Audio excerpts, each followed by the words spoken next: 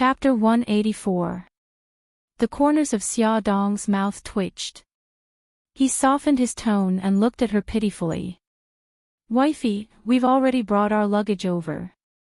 Do you have the heart to chase us out?" Chase us out?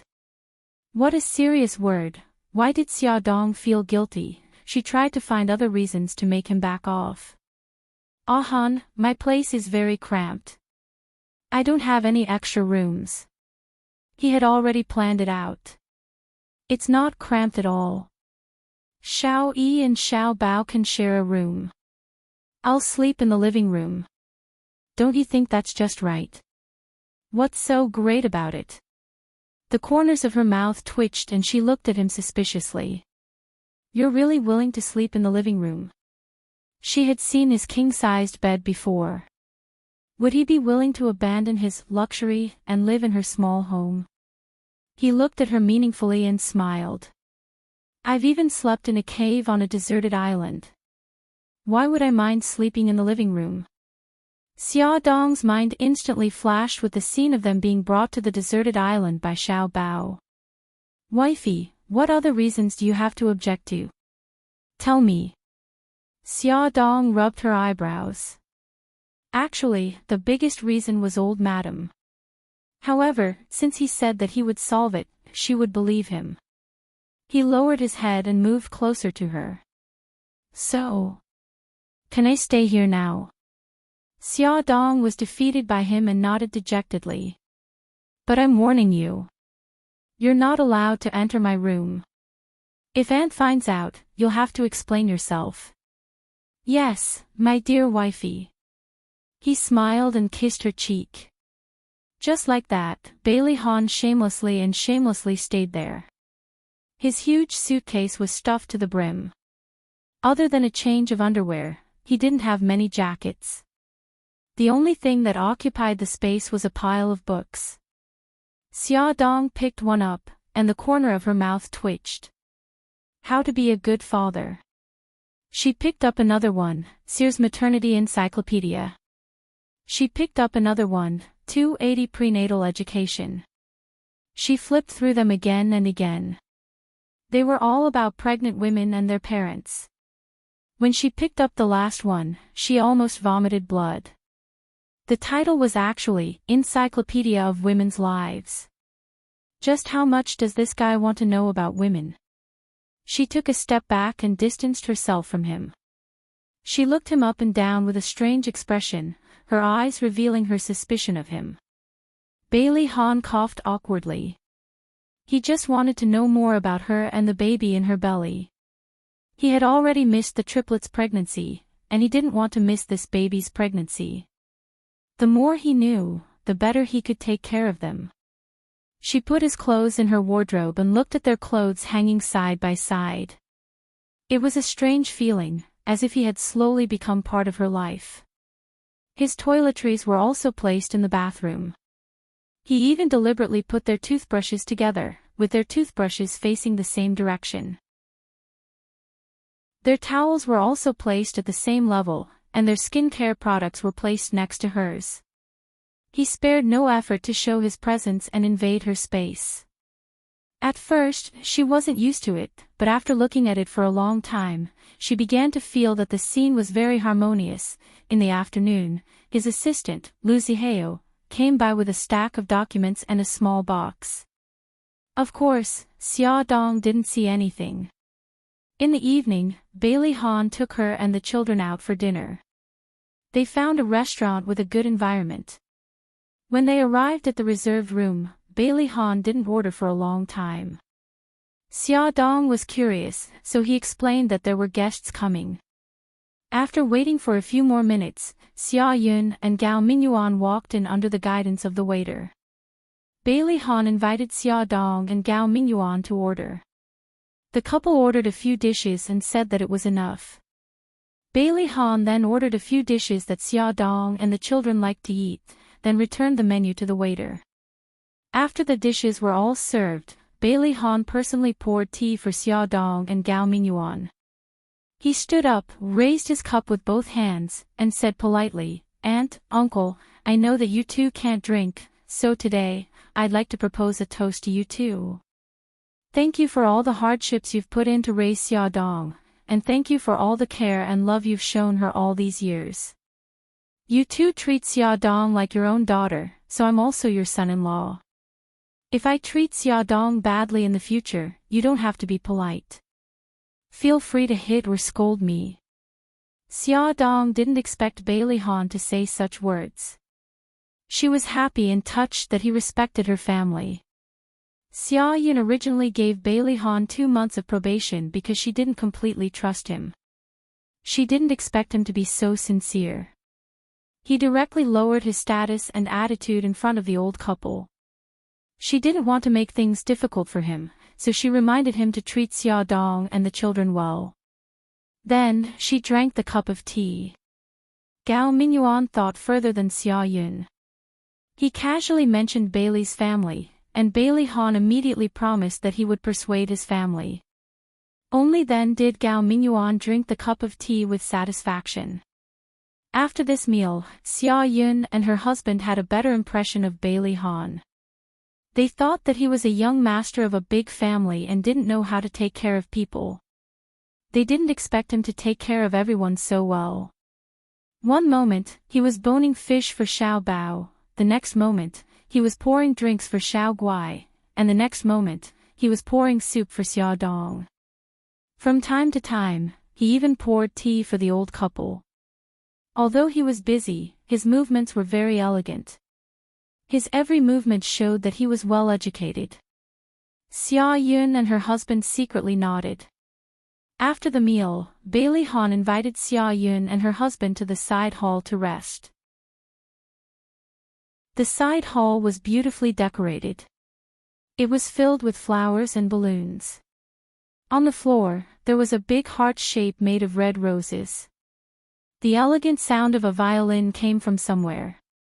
In front of his family, Bailey Han knelt on one knee in the heart-shaped rose. The 3 children excitedly huddled together.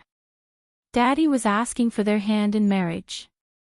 He was asking for their hand in marriage. Xiaodong was stunned. He, Bailey Han, was a high-spirited young master of a rich family.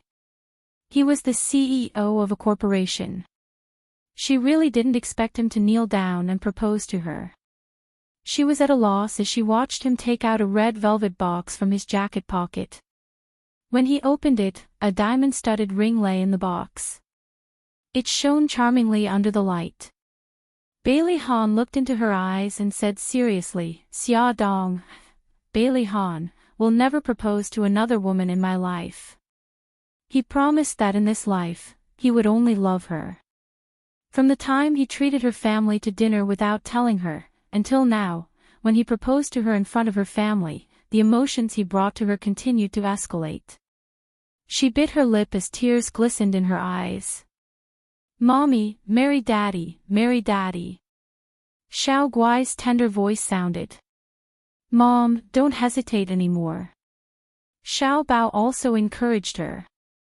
The LCD wall-mounted TV in front of Xiaodong suddenly turned on. A line of words slowly appeared on the screen. Wifey, will you marry me? I will protect you for the rest of my life. I love your hubby. This man was cold on the outside but passionate on the inside. Xiaodong covered her mouth as tears flowed down her face. She walked to his side and stretched out her finger. She smiled with tears in her eyes. Hubby, help me put the ring on. Okay. Bailey Han's eyes were full of smiles as he carefully put the ring on her finger. The two hugged each other tightly. Xia Yun couldn't help but wipe her tears. She really hoped that Bailey Han could solve all the problems so that their family of 5 could reunite sooner. On the way home, Xiaodong sat in the front passenger seat with Xiao Guai in her arms. Xiao Bao and Xiao Yi sat in the back. Probably because they were tired from playing, the children closed their eyes and took a nap. Xiao Guai fell asleep immediately. Xiaodong lowered her voice and said, I didn't expect you to be so romantic. You actually know how to get down on one knee and propose. She thought that at most, he would put the ring on her finger when they were alone and threaten her with a few domineering words, and that would be it. Eldest young Master Bailey, you've traumatized her by forcing her into a marriage. Bailey Han's mouth twitched. He said calmly, the Encyclopedia of Women's Lives tells me that women are creatures who like romance. Xia Dong's face darkened. He was indeed a man who was outwardly passionate. His words exposed his true nature. The car didn't drive to the neighborhood. Instead, it turned onto another road. Xia Dong hurriedly said, we're going the wrong way. Take that way home. He chuckled. You're not going the wrong way. I'll take you to a place. The car stopped at the beach. Xiao Bao and Xiao Yi in the back seat woke up. However, when they leaned against the window, they immediately understood that their father wanted to be romantic. They simply closed their eyes and continued to pretend to be asleep. Xia Dong carefully placed her daughter on the seat and covered her with a blanket before following Bailey Han out of the car. The sky was filled with stars. On the dark beach, the waves crashed against the sand, making crashing sounds. The sea breeze carried with it moist water vapor. It was a little cold.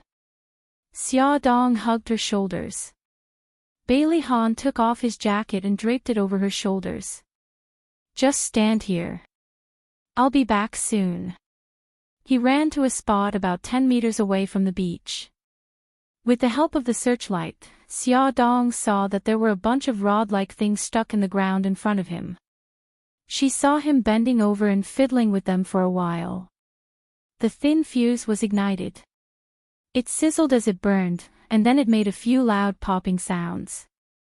Like pearls rising into the sky, they bloomed brilliantly. The fireworks lit up the sky. The fireworks were dazzling and dazzling. After lighting all the fireworks, he ran to her side and held her shoulders. They looked at the bustling night scene together. The last firework formed the English word love in the sky. She lay on his chest and giggled. It's so old-fashioned. It's actually an English word. You have to pay the price for mocking me.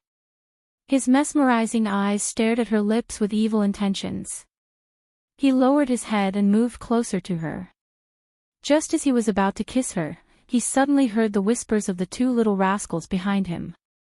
Xiao Bao's voice was heard. Xiao Yi, father's fireworks are so old-fashioned. Xiao Yi sighed. Xiao Bao, it's all my fault. I should have checked in advance.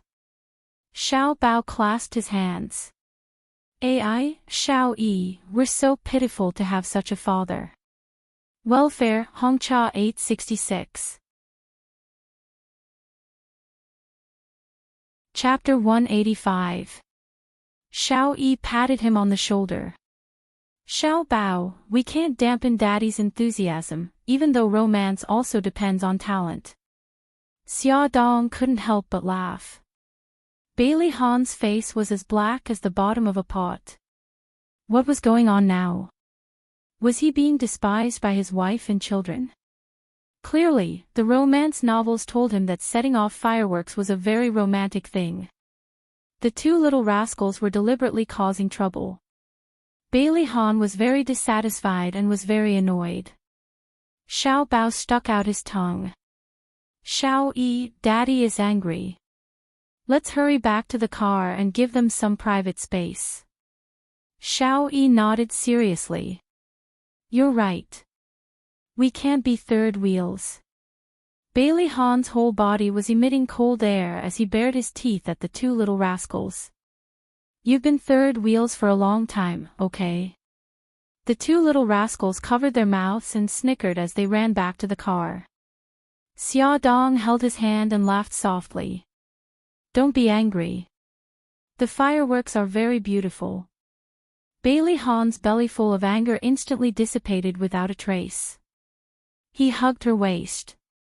After the proposal, I forgot something. What is it?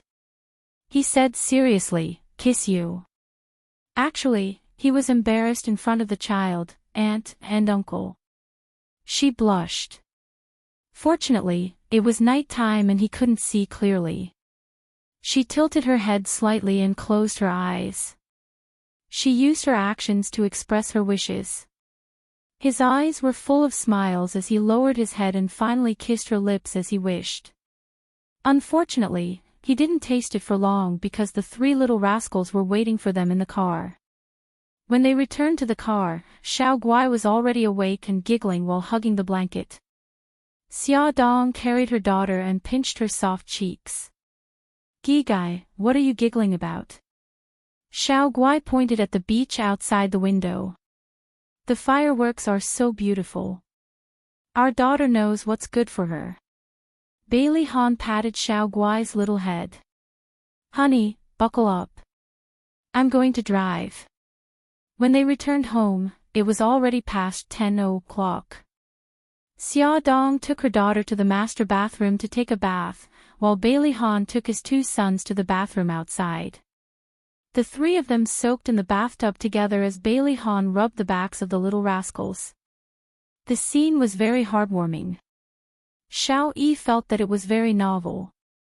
In the villa, she had never taken a bath with Daddy before. After Xia Dong and Xiao Guai finished showering, Xia Dong hugged her daughter and sat on the sofa, using a soft towel to wipe her hair. Every time she wiped her daughter's hair, she would feel a sharp pain in her heart when she saw tufts of hair falling off. Tonight was no exception. Although her movements were extremely gentle, a lot of hair still fell off. Suddenly, she heard Bailey Han's voice from the bathroom. Wifey, help us get our clothes. Oh, okay. Wait a minute. Xia Dong put down the towel and carried her daughter to the side. She went back to the room to find Xiao Bao and Xiao Yi's clothes. Then, she took Bailey Han's clothes from the closet and carried them to the bathroom door. She gently knocked on the door. I'll put the clothes on the chair by the door. Just as she was about to pull a chair over, the bathroom door suddenly opened. Bailey Han was bare-chested with a towel wrapped around his waist as he stood in front of her just like that. She averted her gaze, not daring to look at him, and handed the clothes over. When the three of them were dressed and came out of the bathroom, Xiao Guai had already fallen asleep in her arms. Her body seemed to be getting worse. She was easily tired and sleepy. Xia Dong was very worried. She put her daughter back on the bed and carefully covered her with the blanket. When she got up, she saw Bailey Han standing at the door. His hair was still a little wet and his expression was a little serious. When she came closer, he said in a low voice, Gigai's body is very weak. It's better to send her to the hospital as soon as possible. Xia Dong rubbed her eyebrows. I plan to send Xiao Guai to the hospital after Xiao Yi and Xiao Bao start school. Then, I'll have more time to take care of her. There were still a few days before the kindergarten started school. Bailey Han put his arm around her shoulder and returned to her room. You don't have to work so hard. Don't forget that you still have me. Honey, you have to learn to rely on your man. He stroked her long hair. The fragrance of her hair softened his heart. He said gently, in the future, leave the matter of picking up the children to me. Xiao Guai will be taken care of by a professional nurse. You can rest at ease and take care of the baby. When the baby is born, Xiao Guai will also get better. She let him hold her in his arms and murmured, so there was such a person. Even if you didn't do anything, you would feel like you had the whole world in your arms. The emptiness in his heart was filled by her. The room was very quiet. Only the ticking of the clock could be heard. Xia Dong gradually felt sleepy. She pushed him in a daze. Han, I'm sleepy. Go to sleep if you're sleepy. He carried her up and placed her on the bed. He lowered his head and kissed her forehead. Good night, honey. She was really too tired. She didn't even open her eyes. She murmured, he pinched her delicate little nose. His lips curved into a doting smile as he said softly, "Little lazy kitten." Xia Dong had already laid out the foldable bed in the living room for him. It wasn't very comfortable for him to sleep on it with his height of more than 1.8 meters. It was a little restrictive. Her sweet smiling face kept flashing in his mind. He couldn't stop thinking about the comfortable feeling of her lying in his arms. Moreover, she was less than 10 meters away from him. After tossing and turning for more than an hour, the hour hand pointed to 12. He still didn't feel sleepy. In the end, he couldn't control himself and sneaked into her room quietly. He quietly lifted the blanket and laid down beside her. He gently pulled her into his embrace, and with her soft and fragrant body pressed against his chest, his entire body felt comfortable, and he began to feel sleepy. Early the next morning, Bailey Han woke up. Xia Dong was lying in the crook of his arm. She was still fast asleep. Her hands were tightly clutching the clothes on his chest. The right shoulder strap of her spaghetti strap had slipped below her shoulder. Because she was curled up on her side, half of her soft peaks were exposed. There was also a deep cleavage that was faintly discernible. He suddenly felt a little thirsty. All the blood in his body rushed to his abdomen. He immediately had a reaction. It was a normal physiological reaction that men would have in the morning. His pants were a little tight. Sadly, Xia Dong woke up at this moment. She stared blankly at the handsome face in front of her. She was still a little confused. "Ah Han, why are you on my bed?" Bailey Han quietly retreated a little. He lied without blushing or skipping a beat. "Honey, you fell asleep last night. I carried you to the bed and then you held my hand and wouldn't let go." Xia Dong's eyes widened. She actually did such a thing. He coughed and unkindly pushed all the blame to her. "I admit that I didn't have enough self-control. I couldn't resist your seduction and climbed into your bed. But don't worry, we were just sleeping. We didn't do anything else." Xia Dong didn't doubt his words at all.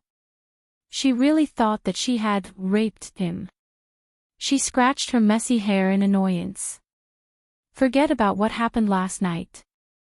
I won't do it again." This action of hers exposed even more of her chest. His burning gaze fell on her chest. She followed his gaze and immediately pulled the blanket over her chest. She said exasperatedly, You should leave now." He wanted to leave too, but now, his pants were even tighter. He deliberately dawdled to stall for time. He tried hard to suppress the heat in his heart, but that part of him was still sticking up disobediently. "Hurry up and get off the bed. I want to change."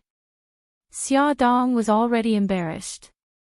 Seeing him dawdling, she angrily pulled the blanket over him. Suddenly, his erect part of him barged into her line of sight. She saw that his pants were pushed up high. Her face was so red that it was about to bleed. She hugged the blanket and curled into a ball.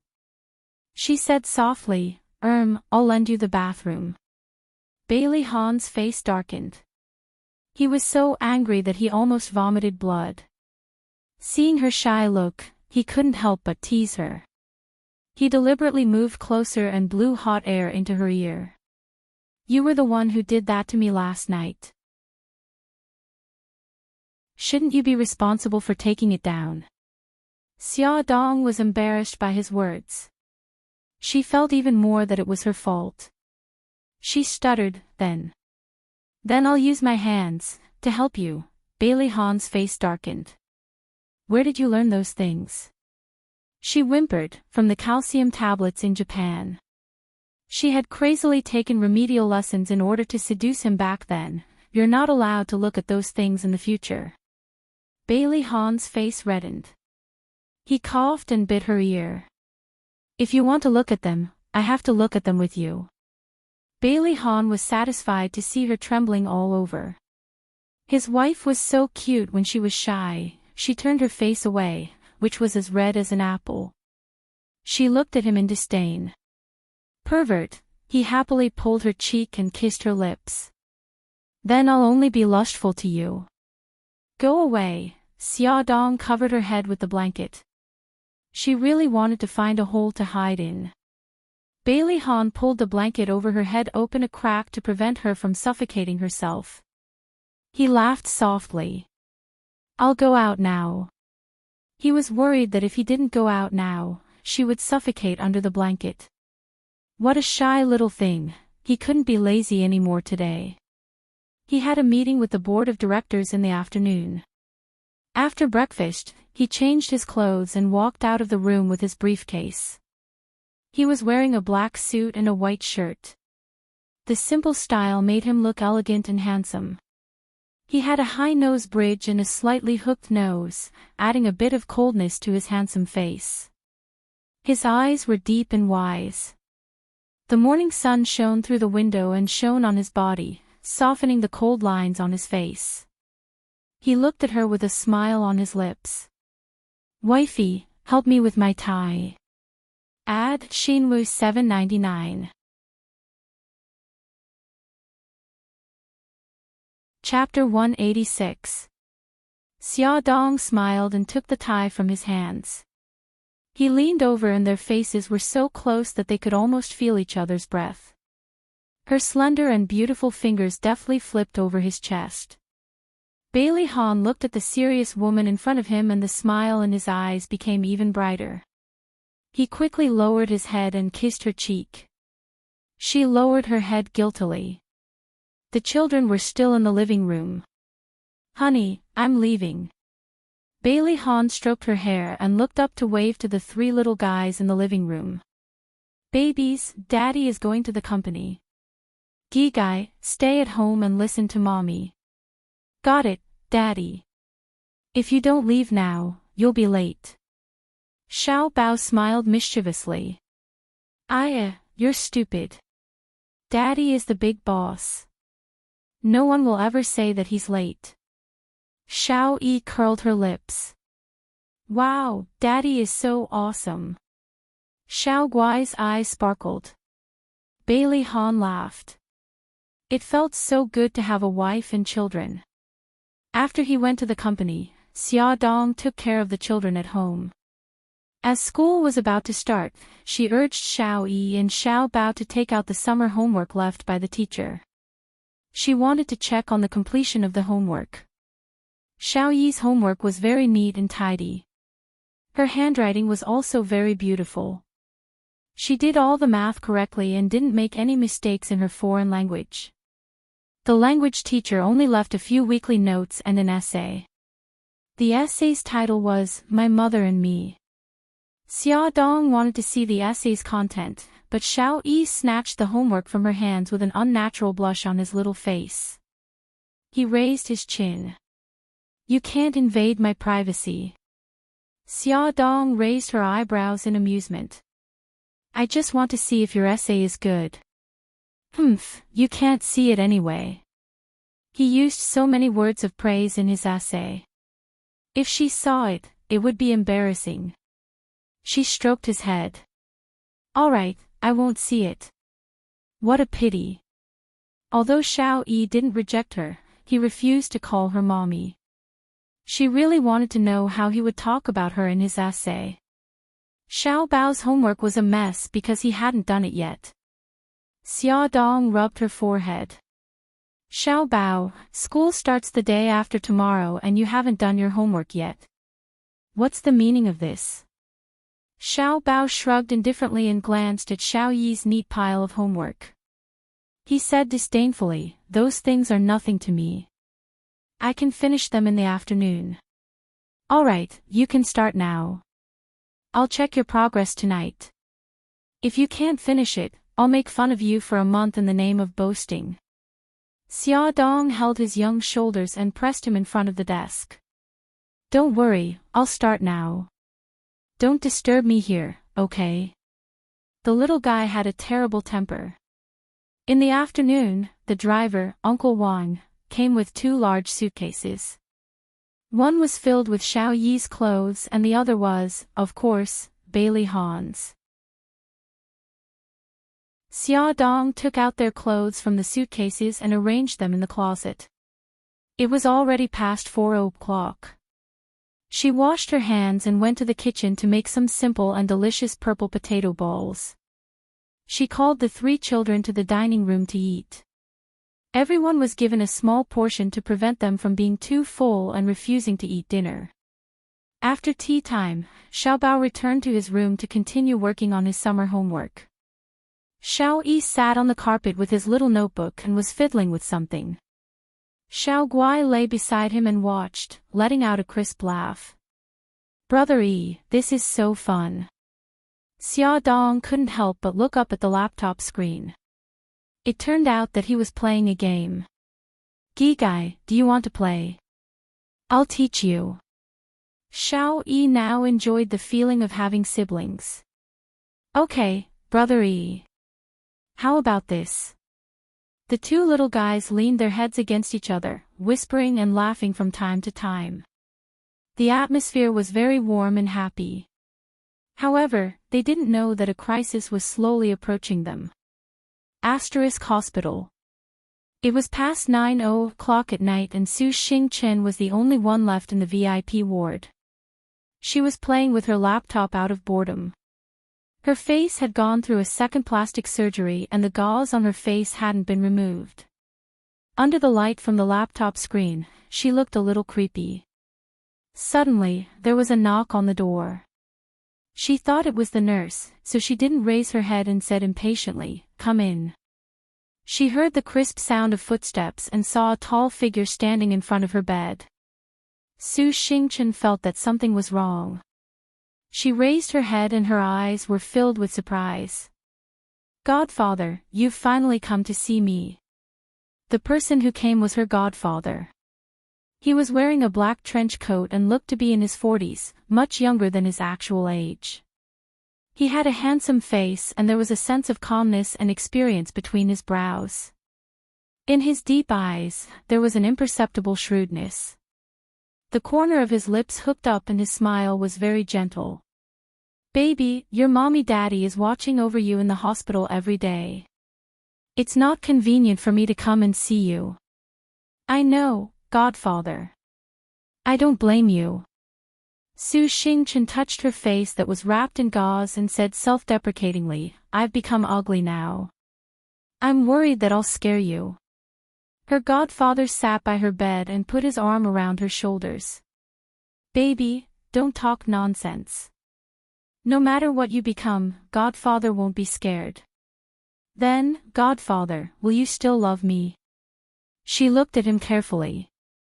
"Of course I will." "Silly girl, don't forget that I'm your godfather." Her godfather rubbed her hair lovingly. He paused and asked in a low voice, "I had someone send you the antidote.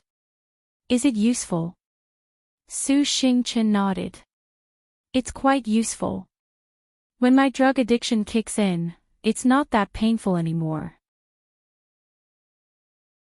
A few days after she was disfigured and hospitalized, her godfather secretly sent someone to send her a bottle of antidote.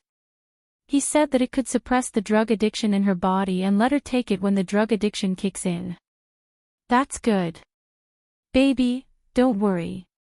Godfather won't let those who hurt you off." Her godfather's sharp eyes hid a cold murderous aura. "And I believe in Godfather." Su Xingchen hugged his arm and acted coquettishly. "Godfather, did you come to see me today for something?" The smile on his godfather's face disappeared. "Baby, I have 2 news. One is good news and the other is bad news. Which one do you want to hear first?" Su Xingchen's fingers tightened. "Let's hear the bad news first." Her godfather sighed. "The bad news is that the man you like has already married Xiaodong." Su Xingchen burst into tears. Her godfather comforted her. "Baby, don't be sad. There are many good men in the world. Godfather can help you find 10 or even 100 of them." Su Xingchen sobbed. "Actually, I already knew that I had no hope. I lost my chastity and my face was disfigured. He definitely won't want me, but I'm still so sad. Godfather, I've liked Brother Han since I was very, very young. Her godfather patted her shoulder and comforted her. I know. Girl, don't cry, and she wiped her tears. Since I was young, Brother Han only had Su Yunqian in his eyes. He never looked at me more than a few times. When I grew up, he fell in love with Xia Dong. Godfather, tell me, how am I worse than them? You're not bad at all. You're better than them. It's Bailey Han who can't see how good you are. Girl, don't cry. Godfather will tell you a piece of good news, okay? She sobbed pitifully. Okay, then tell me. What's the good news? The good news is that Bailey Han and Xia Dong are living together. How is that good news? Su Xingchen interrupted him and cried even more sadly. Baby, let me finish.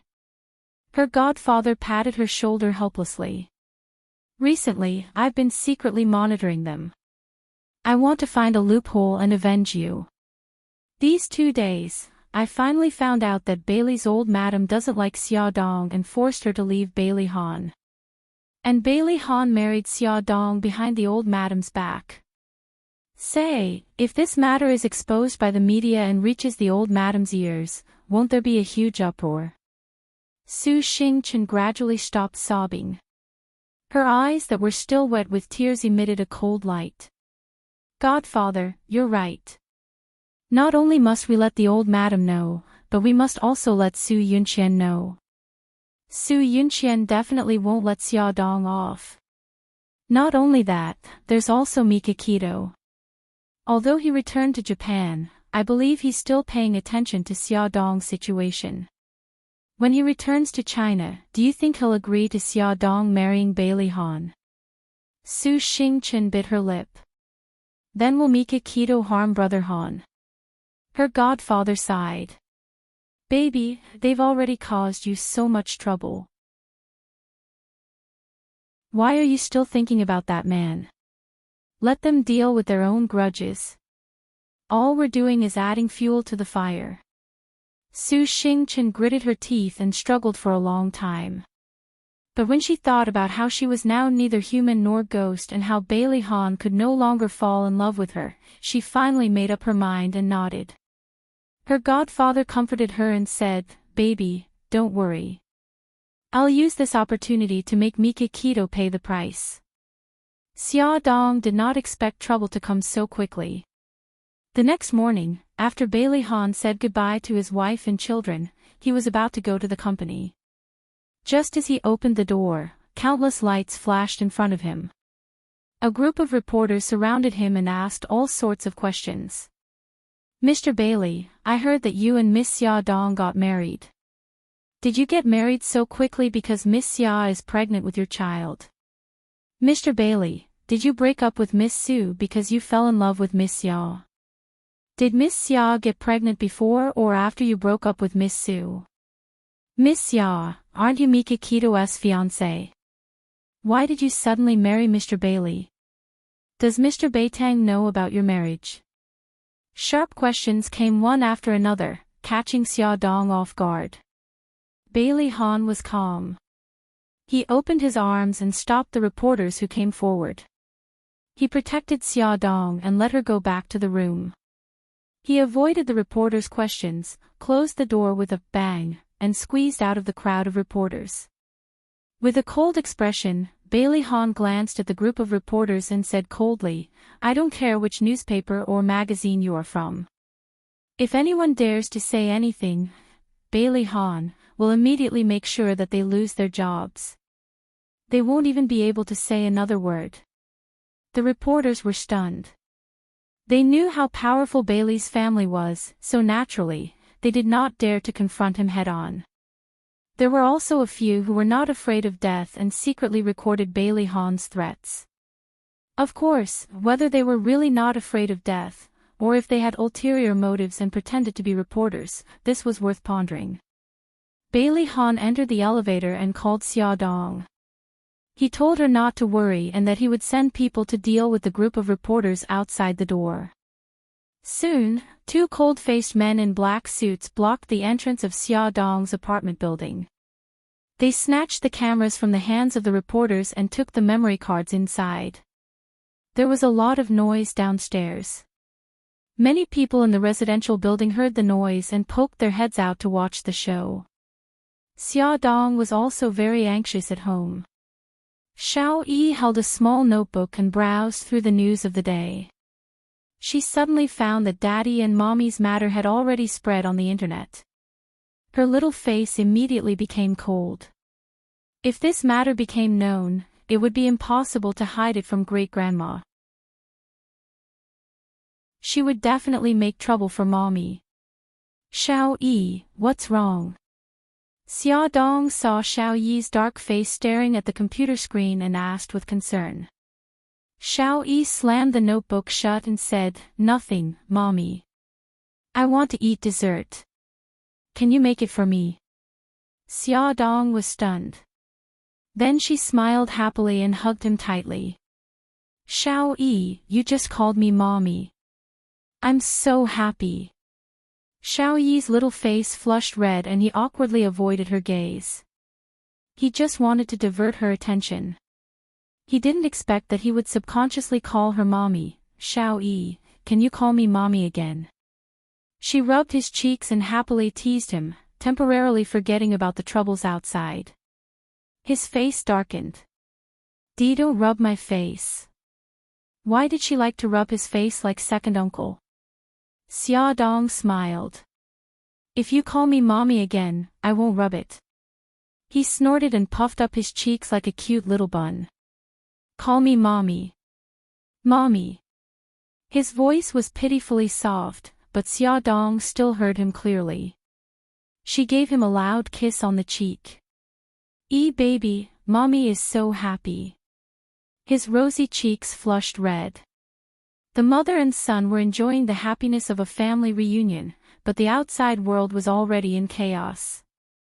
Su Yunqian was still dreaming of making Bailey Han change his mind when she suddenly found out from the internet that Bailey Han and Xia Dong had secretly gotten married. Moreover, Bailey Han had even brought Xiao Yi to Xia Dong's house.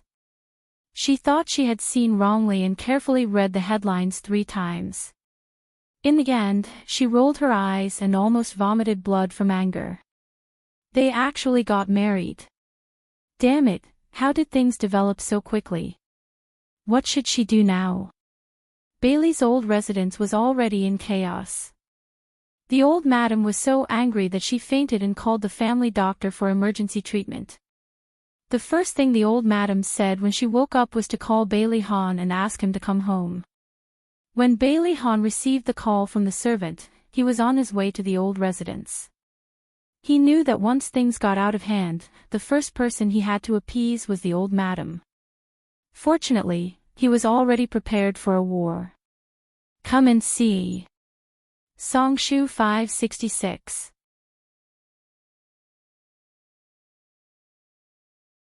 Chapter 187.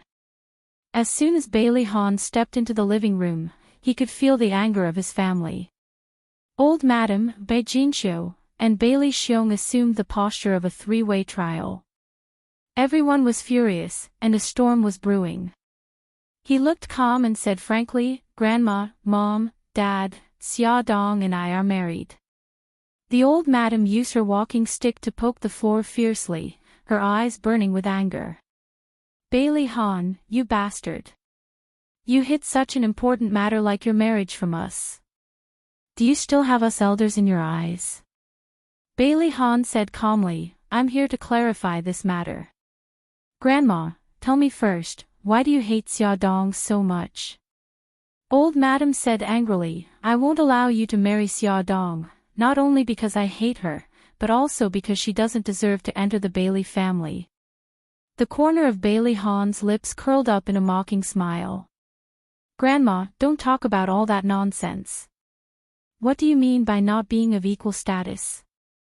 I already know everything that happened 5 years ago." The three elders were shocked, thinking that he had recovered his memory. Bai Jinshou said anxiously, "Ahan, since you've recovered your memory, do you have a headache again? Do you feel uncomfortable anywhere?" Seeing his mother's anxiety, Bailey Han felt a little guilty. He said in a gentle tone, "Mom, I'm fine, and I didn't remember anything from the past.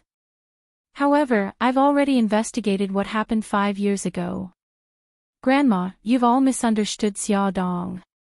Bailey Han learned from Ahu's investigation that 5 years ago, old madam knew that Xia Dong had successfully stolen a child and helped her keep the child. She even adopted her as her god-granddaughter so that she could enter and leave the Bailey family freely. When he did something overboard and almost caused Xia Dong to have a miscarriage, old madam forced him to take Xia Dong to Bali to relax. All this showed that old madam still cared about Xia Dong and liked her very much. Then why did the old madam suddenly change her attitude and hate Xia Dong so much? Bailey Han thought for a while and finally came to a conclusion. There must have been some misunderstanding between the old madam and Xia Dong. Madam Dowager snorted coldly. "Misunderstanding? What misunderstanding? She is a vain woman. Back then, she deliberately got close to you and got pregnant. I wanted to take pity on her and let her give birth to the child.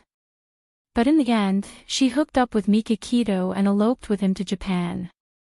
She even caused you to get into a car accident.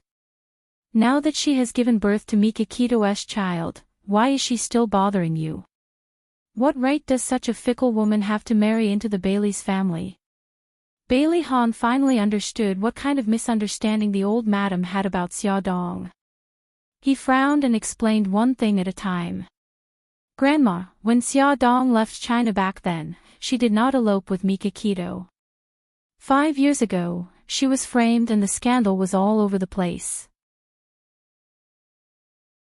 She wanted to ask me for help to solve it, but she was kidnapped on the way. Those people not only wanted to abort the child in her womb, but they also wanted to humiliate her.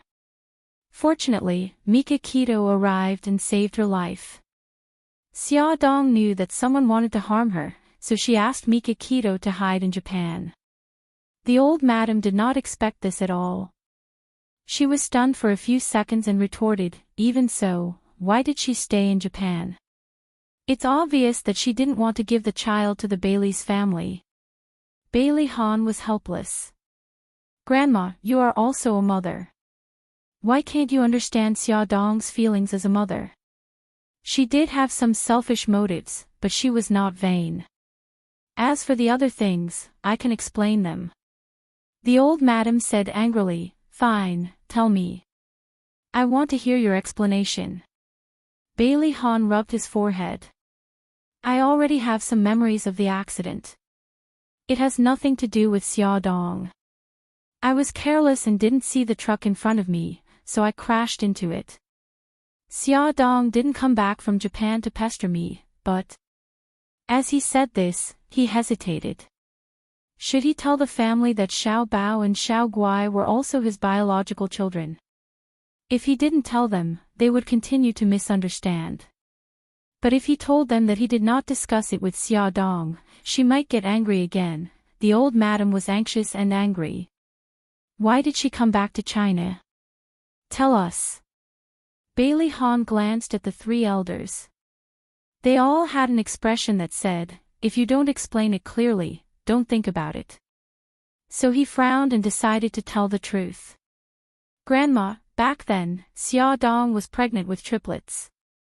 You took away Xiao Yi, but you didn't know that she later gave birth to Xiao Bao and Xiao Guai. So, Xiao Bao and Xiao Guai are actually my children too." Ignoring the shocked expressions of his family members, he continued to drop the second bombshell. "Xiao Guai has aplastic anemia.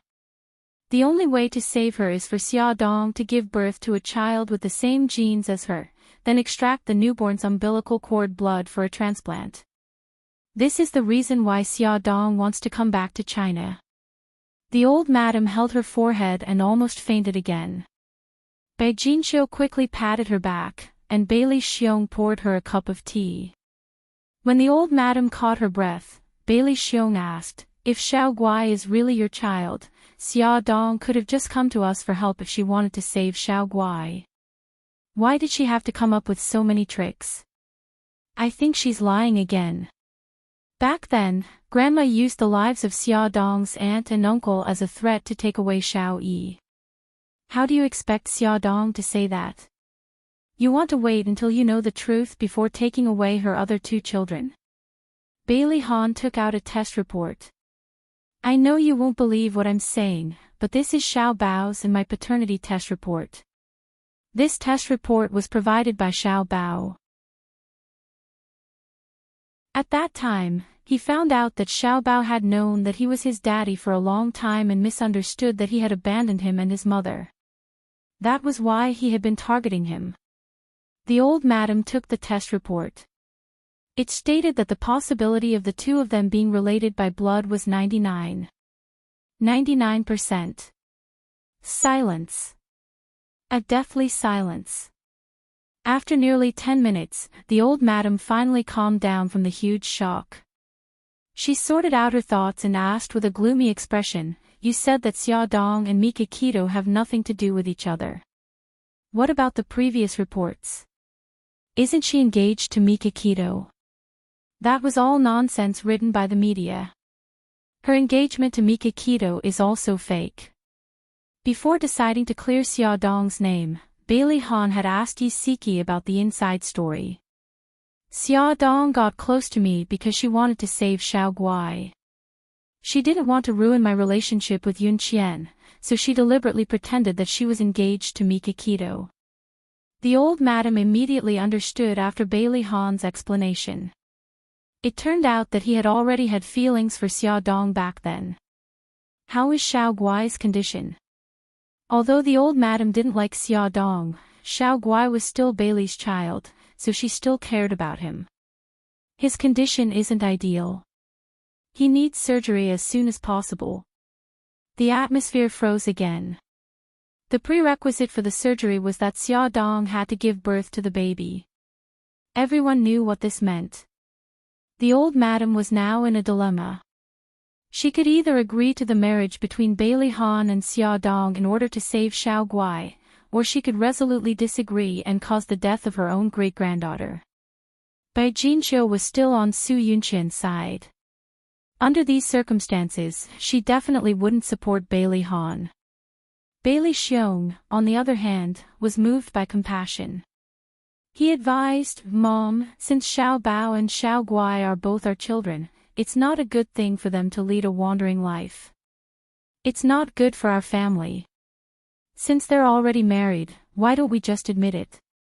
However, the old madam's prejudice against Xia Dong had been deeply rooted in her heart for 5 years. Even if the misunderstanding was resolved, she still felt uncomfortable. She clenched her teeth and refused to let go. Bailey Han saw that Bailey Xiong was already on his side. He smiled and said, "Dad, in a few months, you'll have another grandson." Bailey Xiong was stunned. Could it be that Xia Dong is pregnant? Bailey Han smiled. If she gives birth to this baby, Xiao Guai will be saved. The situation was getting out of hand. The old madam was already on the verge of wavering. It was rare for his son to smile at him. Bailey Xiong was even more determined to stand on his side. He tried to persuade the old madam, "Mom, you don't want the baby to be called an illegitimate child as soon as he's born, right? I've seen both Xiao Bao and Xiao Guai. They're both smart children. Don't you always say that the family is too small? It's too lonely to have only one child, Xiao Yi. If he has siblings to accompany him, he'll grow up happier. It's a good thing for him and for our family. Don't you think so? The more children one had, the more blessings one would have." The older generation had this concept. The old madam was no exception. She was moved by Bailey Xiong's words. After a long silence, she sighed heavily. Bailey Han's expression did not change. He was calm and indifferent, but his heart was beating like a drum. He didn't know what kind of answer she would give. Since you've already registered your marriage, then so be it. The old madam paused and said, however, you have to move to the old mansion. Xia Dong is Bailey's daughter-in-law, so she has to behave like a daughter-in-law. Although Bai Jinshu was unhappy that the old madam agreed to their marriage so easily, she felt much better after hearing the old madam's last sentence. She knew that the old madam was going to set rules for Xia Dong. Bailey Han also knew. He frowned. Grandma, Xia Dong is pregnant now. She has to take care of 3 children. What? You're starting to feel sorry for her. The old madam snorted and said, when she moves in, there are so many servants at home. Are you afraid that she'll be tired? So what if she's pregnant? When I was pregnant with your father, I went to the battlefield with your grandfather. Bailey Han still wanted to say something, but Bailey Xiong coughed heavily and said, Han, hurry up and thank your grandma. Since she's going to be our daughter-in-law, she has to be presentable. Your grandma comes from a scholarly family and is knowledgeable. She won't be happy if ordinary people ask her for advice. Bailey Han knew that his father was speaking up for him and was worried that he would annoy his grandma. He pursed his lips and said, Grandma, then I'll thank you on behalf of Xia Dong. That's more like it. The old madam muttered a few words. She still felt uncomfortable. Move in 2 days. Get rid of the rumors outside quickly. It's annoying to hear them. Bailey Han said faintly, I'll take care of it. The Dragon Gang's subordinates were not idle. Bailey Han had just walked out of the old mansion when Bao called to report the situation. Eldest young master, 2 of the reporters who blocked Madam's door were impersonators from the underworld. They even recorded you threatening them and planned to release it to the public. Bailey Han got into the car and said coldly, who do they work for? Old K, isn't Old K dead? Why would the Flame Gang have the time to do this? They're probably being used. Those 2 said that someone gave them 100,000 yuan to gather the reporters and cause trouble at Madam's door. Who's the mastermind behind this? Have you found out? Bao couldn't help but wipe his sweat. No. It said that the other party used a public phone to contact them. They've never met. Bailey Han frowned. The first person he thought of was Su Xingchen, who had always been against Xia Dong. However, Su Xingchen was now disfigured and hospitalized. Moreover, the police were monitoring him from afar. He shouldn't act rashly. He was silent for a moment. Bao, check Godfather's whereabouts and see who he's been in contact with recently. In the last kidnapping case, Godfather had intentionally or unintentionally protected Su Xingchen. He had reason to believe that the relationship between Su Xingchen and Godfather was not simple. Yes. Check again. Shenghao Group's recent business rivals. It could also be a business rival that was unfavorable to him. Yes. Bailey Han didn't go to the office. He called Lu Zihao and gave him some instructions. Then, he drove directly to Xia Dong's place. He had something important to do now. When he went upstairs, he bumped into people who lived in the same building. Everyone looked at him strangely. He didn't care at all. His expression was still cold. He pressed the doorbell. Xia Dong opened the door for him. Although she was smiling, he could see the worry and fear in her eyes. He hugged her and kissed her forehead. He said softly, "Honey, don't worry. I'll take care of those things. Now, I have good news to tell you." She pushed him and motioned for him to let go. The child was still in the living room. After he let go, she asked, "What good news?" He smiled. "Grandma has agreed to our marriage." "Really? You're not lying to me?" She widened her eyes in disbelief. "Of course it's true. Little fool, your husband is so capable. Why would I lie to you?" Bailey Han raised his eyebrows proudly. He had an expression that said, "Praise me quickly." Xia Dong still couldn't believe it. She covered her mouth and widened her eyes. She didn't say anything. Little Treasure and Little Wingsy, who were playing in the living room, looked at each other and grinned at the same time. They laughed happily. Their family could finally reunite openly.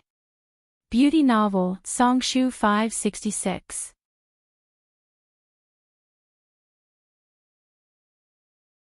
Chapter 188. The two little guys gave Bailey Han a thumbs up. Bailey Han lifted his chin, indicating for them to hurry back into the house and not be the third wheel. The two of them smiled evilly, hugged their little notebooks, and ran back into the room like a wisp of smoke. After a while, Xia Dong muttered, "Ah Han, pinch me. I think I'm dreaming." He couldn't bear to pinch her. His lips curled into a mischievous smile. He lowered his head and kissed her lips, telling her directly that she wasn't dreaming. When he let go of her, the two of them were already panting. She lay on his chest and asked foolishly, "Why would old madam accept me? I thought she hated me to death." He kissed her hair lovingly, and his voice was a little hoarse. "Silly, you should call her Grandma now. Grandma had some misunderstandings about you, and I've cleared up these misunderstandings. Of course, she has no reason to hate you anymore. Moreover, you've given birth to 3 precious children for our family. Dad, Mom, Grandpa, and Grandma want to accept you because of the children." Xia Dong was still in a daze. For a long while, she still felt that it was unreal. She secretly pinched herself. Ouch, it really hurt. Only then did she believe that she wasn't dreaming. Her nose twitched, and her tears couldn't help but flow out. However, she forced them not to fall. Choking, she said, "Ah Han, I'm so happy. Xiao Yi called me mommy this afternoon, and your family is willing to accept me. Thank you for everything you've done for me." He hugged her tightly and teased with a smile, "Wifey, if you're really grateful to me, call me hubby." She looked up, her eyes glistening with tears. She said each word seriously, "Hubby." He kissed her cheek and chuckled. "That's nice to hear." She lowered her eyes, and her shy look made his heart as soft as cotton candy.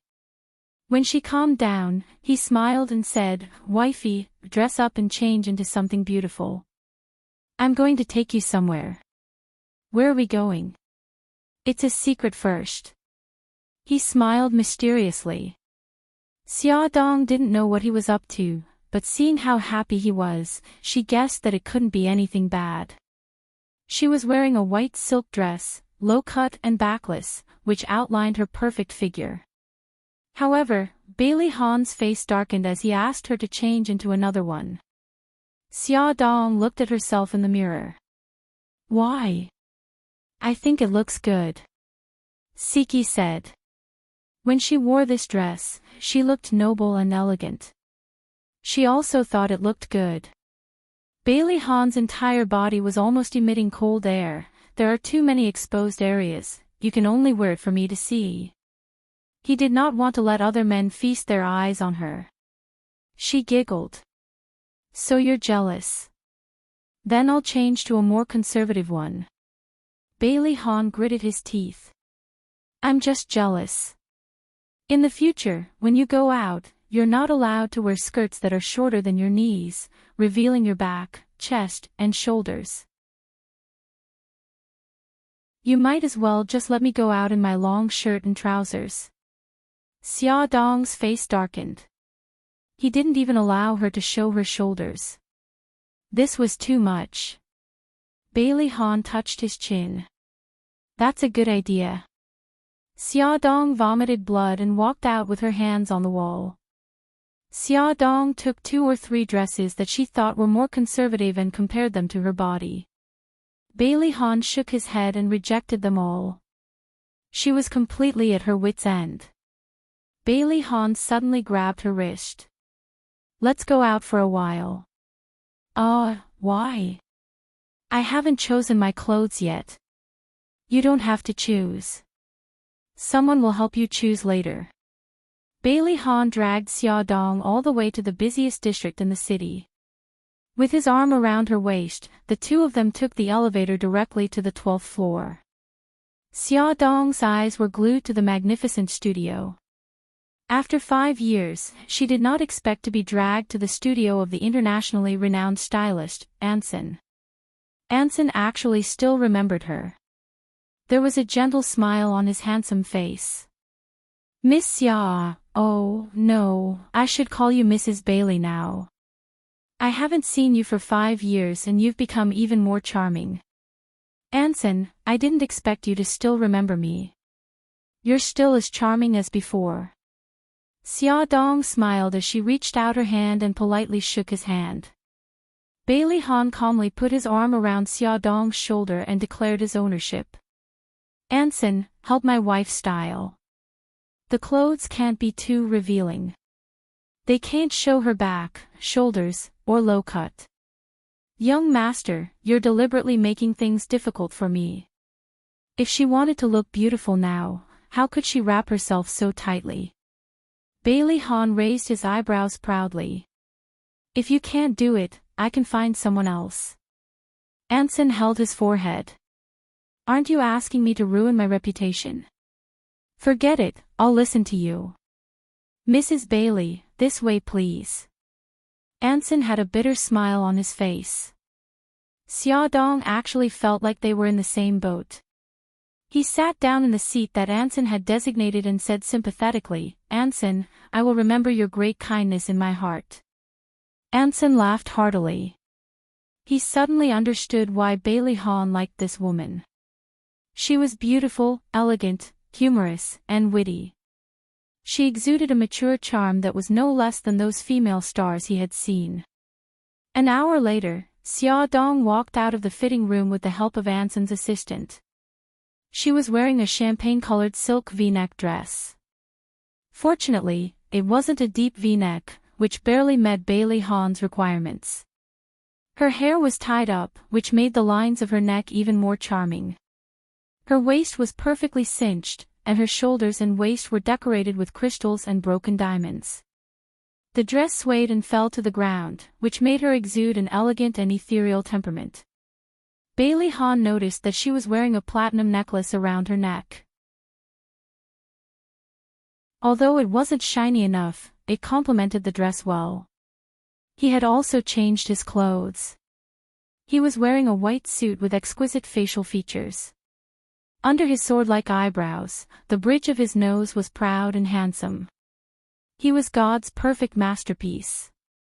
Everything was so similar to 5 years ago. The only difference was that they were now husband and wife. She looked at him and smiled lightly. He walked closer to her and held her arm. He whispered, the dress is cinched at the waist. Did it press on you and the baby? She smiled. No, it's just the right size. When the assistant helped her change her clothes, he even said that the dress seemed to be specially designed for her.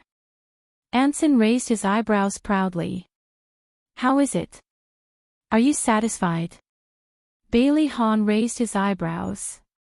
Your skills are average. Fortunately, my wife is beautiful. You can get full marks with just a casual dress-up. Anson was furious. This guy forgot about his friends when he had a wife.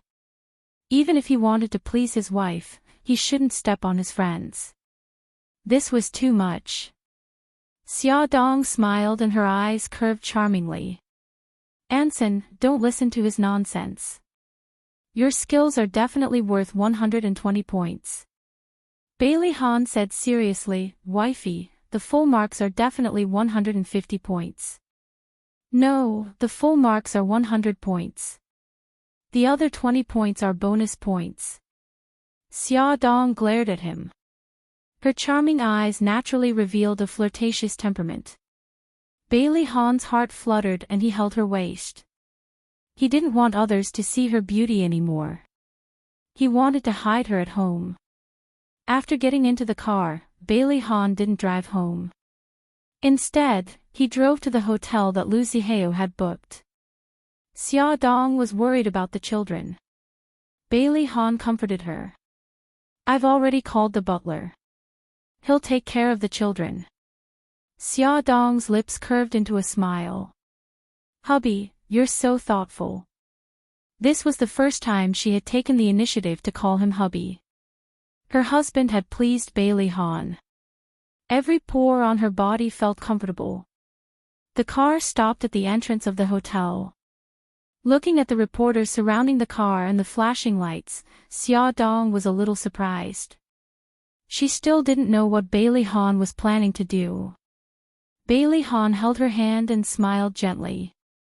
"Wifey, don't be afraid. I'm here." She looked into his deep and bright eyes. The uneasiness and nervousness in her heart gradually dissipated. She held his hand and smiled confidently.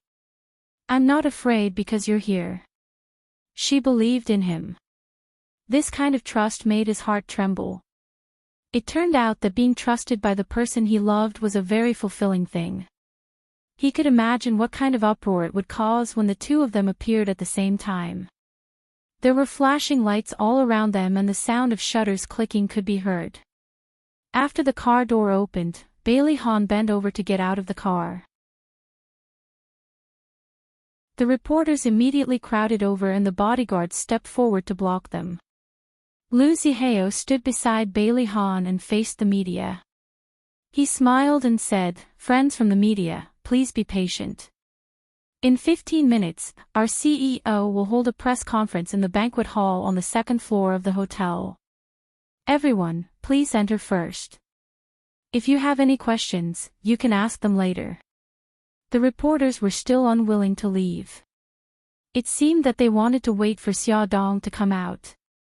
Bailey Han looked straight ahead and focused on the person in the car.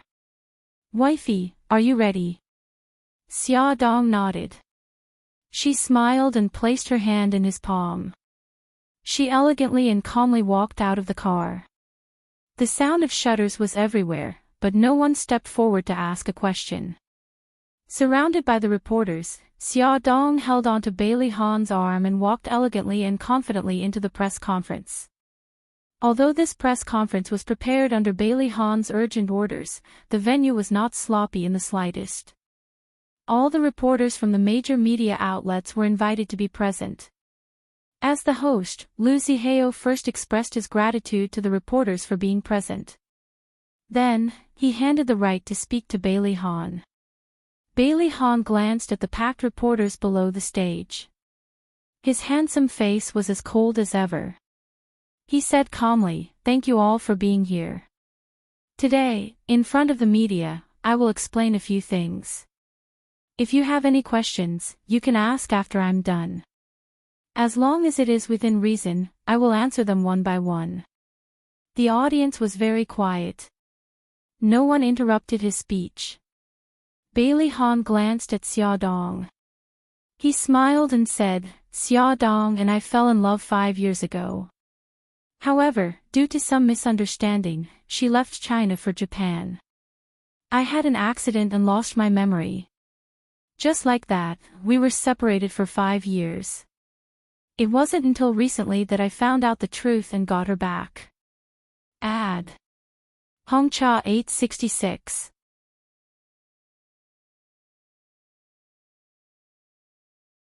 Chapter 189. Xia Dong looked at him with a hint of surprise in her eyes, but more than that, she was touched. She didn't expect him to explain their relationship in front of all the media. He paused for a moment before continuing, "Xia Dong is the legal wife of Bailey Han. Friends from the media, please stop making groundless accusations and publishing unrealistic reports in the future." His last sentence was a little harsh.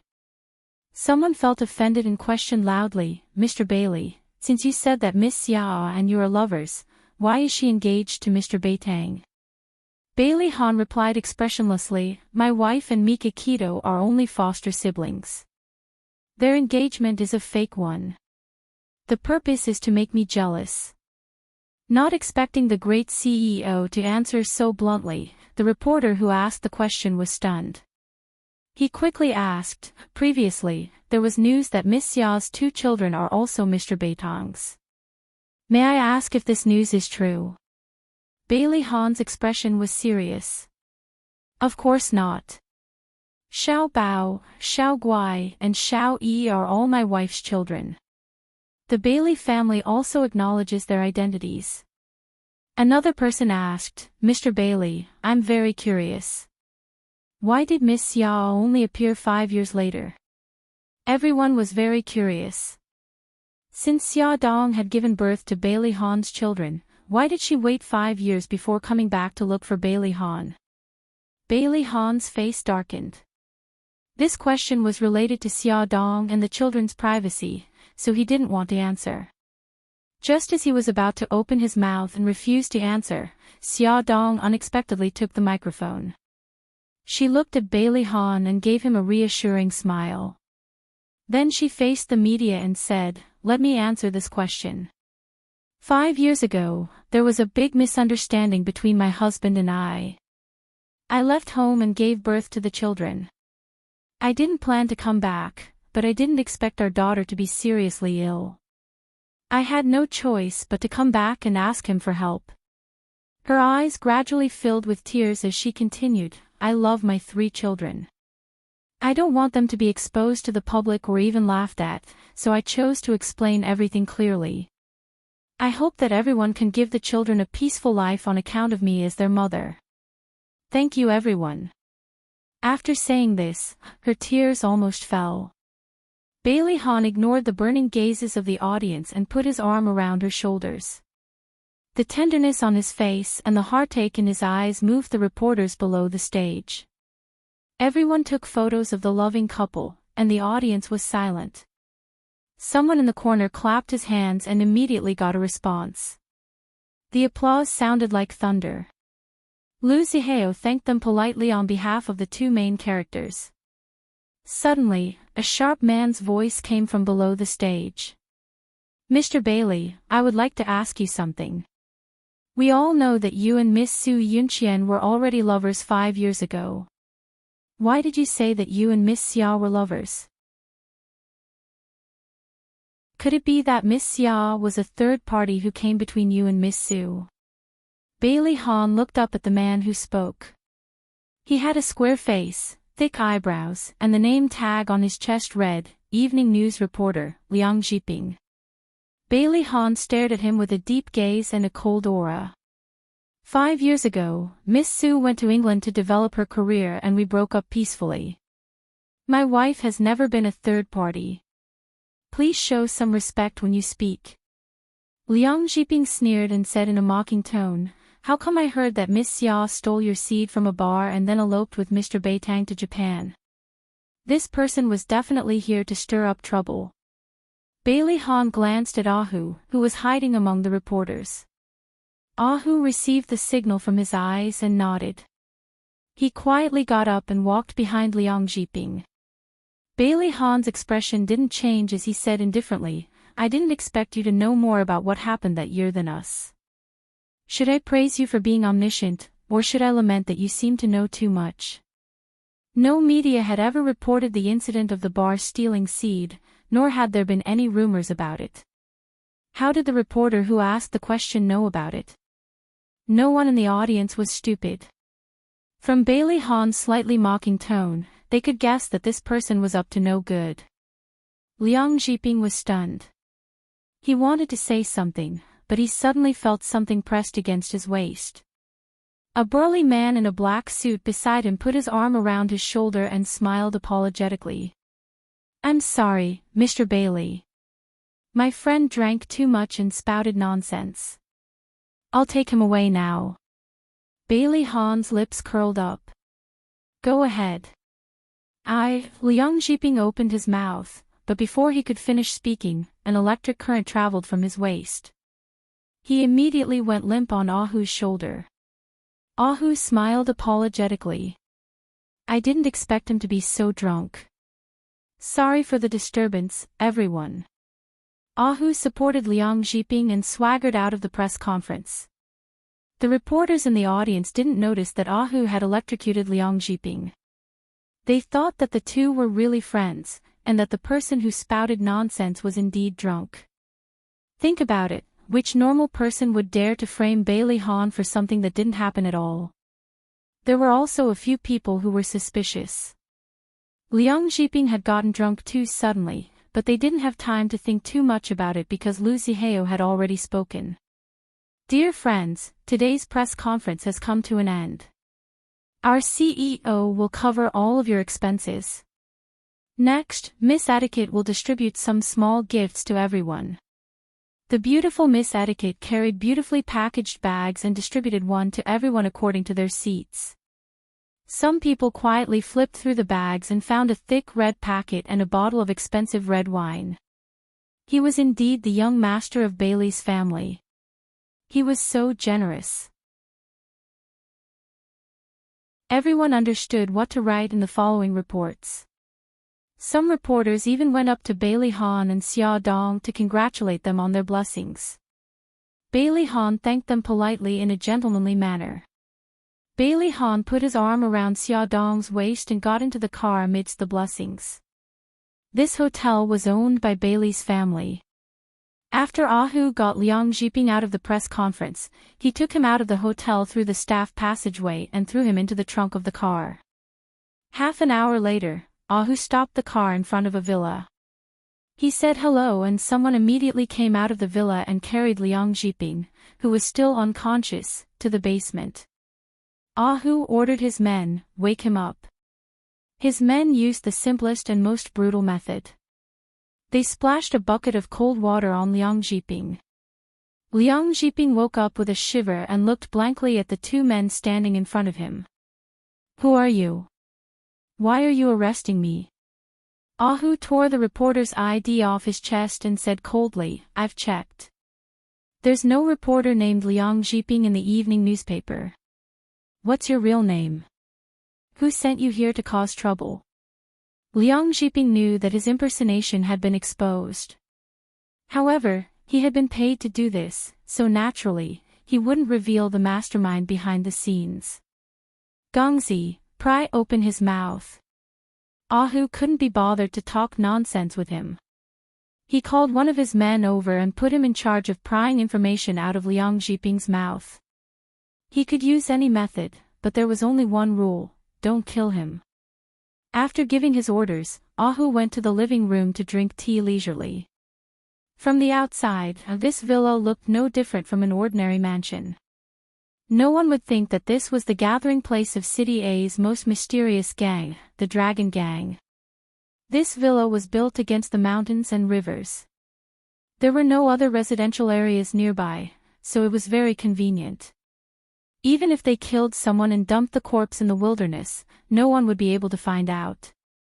A quarter of an hour later, the little brother named Gang Zi ran over. Brother who? That kid said that the person who contacted him was a woman. The other party gave him 50,000 yuan to stir up trouble in the midst of the chaos.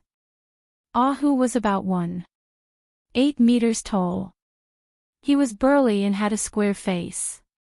His thick eyebrows were furrowed. He's not from the Flame Gang. He's not. This kid isn't in cahoots with the two fake reporters we caught outside Madam's house. No, I showed him the photos of the two people. He said he didn't know them. Ahu's frown deepened.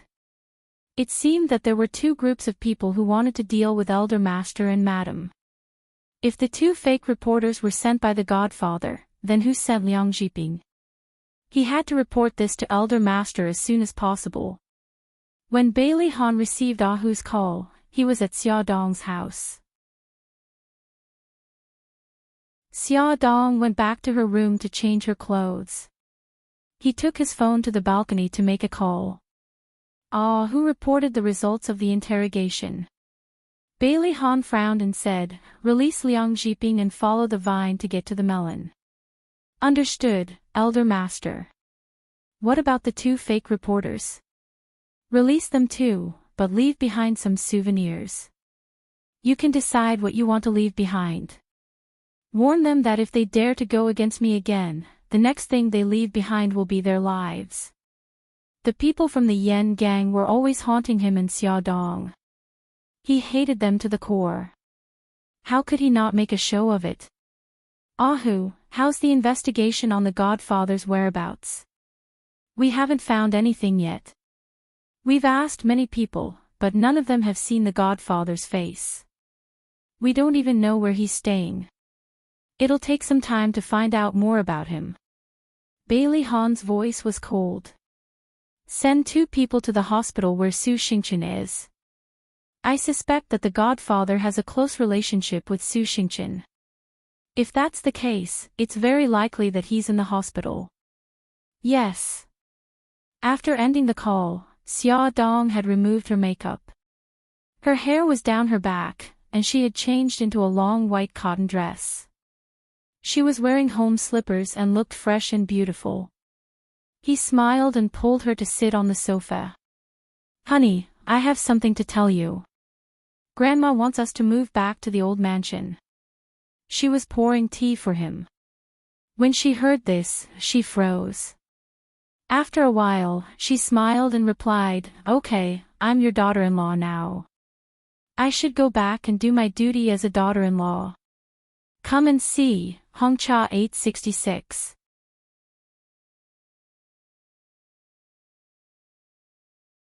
Chapter 190. Of course, Bailey Han could see that her smile was forced, and his heart ached. However, he hoped that she could get along well with her family. After all, both sides were people he loved deeply. He hugged her in his arms and said gently, "Wifey, Dad, Mom, Grandpa, and Grandma are all my family. I hope that they can accept you. There might be some friction in the beginning, and even some unpleasant things might happen. For me and the child, persevere, okay?" His eyes were filled with apprehension and worry. He was afraid that the timid her would shrink back because of the difficulties. He was so proud, but he actually lowered himself and discussed with her in a pleading tone. She felt a little warm and touched. She hugged him and chuckled. "Hubby, I've said it before. Once I take that step, even if the whole world opposes us, I'll face it with you. Don't worry, I won't shrink back." He heaved a sigh of relief and smiled proudly. The woman he liked was indeed extraordinary. The next day, the old mansion sent servants to help them move. The furniture was not moved, and only their clothes, books, computers, and other personal items were moved away. Bailey Han carried Xiao Guai downstairs first. Xia Dong and Xiao Bao walked at the back.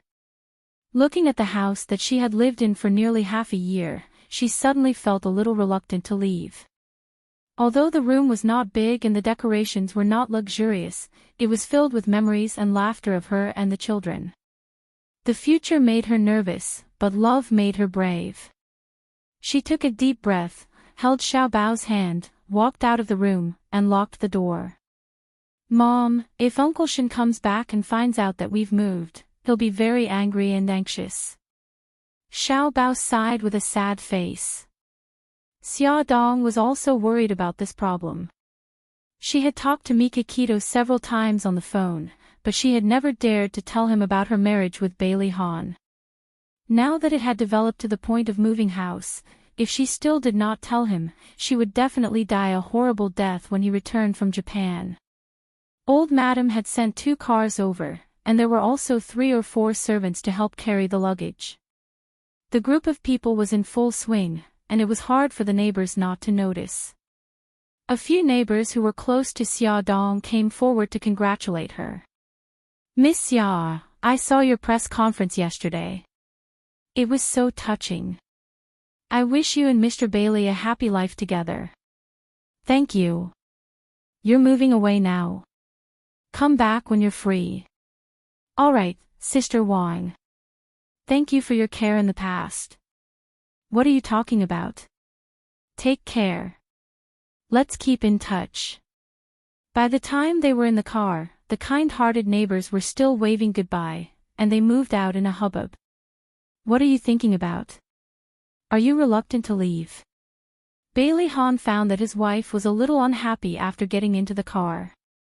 Xia Dong smiled embarrassedly. It's nothing. I'm just a little troubled. He held her hand. What are you troubled about? Tell me. Maybe I can help you solve it. She smiled bitterly. I haven't told Brother Shen about our marriage. Now that I'm moving, I don't know how to tell him. But if I don't tell him, he'll be even angrier when he finds out about it when he returns to China. Bailey Han thought for a moment and said, let's tell him now. If you don't want to tell him, I'll tell him. It's okay. I'll do it myself. If Bailey Han told him, he would be even angrier. Bailey Han kindly suggested, do you want to call him now? It's not very convenient. It's convenient. I'll pretend that I didn't hear anything. Actually, there was only one reason why young Master Gu had urged Xia Dong to call him now. He wanted to eavesdrop on them so that they wouldn't say anything that went beyond friendship. Xia Dong thought for a moment. The people in the car were all her family members, so it would be convenient for them to talk. When she moved to the old mansion, she would feel very insecure. If they found out that she was in contact with Mikakito, she wondered if they would gossip. Okay then. I'll call him now. Xia Dong dialed Mikakito's number. It was a little noisy on his end. She could even hear the sound of flight announcements. After the call went through, there was no sound on the other end for a long time. She held the phone nervously and said, Brother Shin, I have something to tell you. Mikakito's voice was very cold. He was suppressing his extreme anger. You don't have to say it. I know everything. You're married to Bailey Han, aren't you? She opened her mouth. After a while, she found her voice. Yes. You. How did you know? Do you think Lu Xing and Suzaku are idiots? Bailey Han moved to Xia Dong's house for no reason. Immediately after that, a large number of reporters swarmed her house. Lu Xing and Suzaku had reported this to him.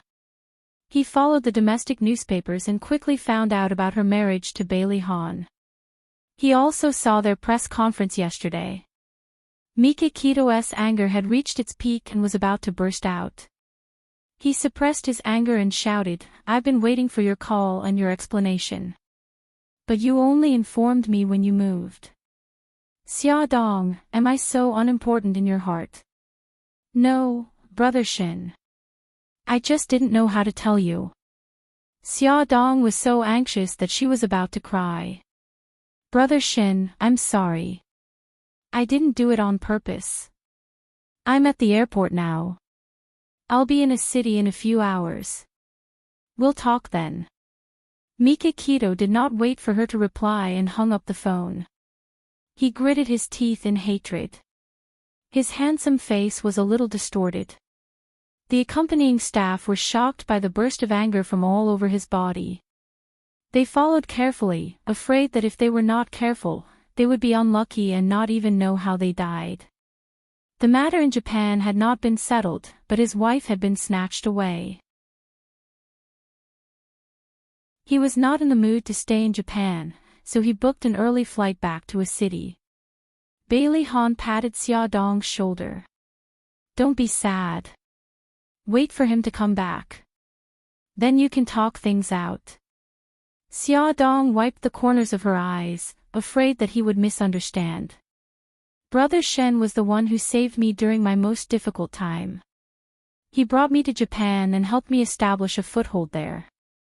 I'm very grateful to him and have always treated him as my brother. He kissed her hair. I understand.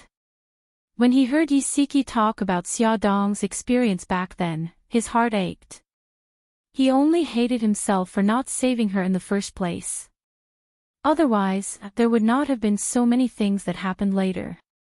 She turned to look at him. Will you be jealous?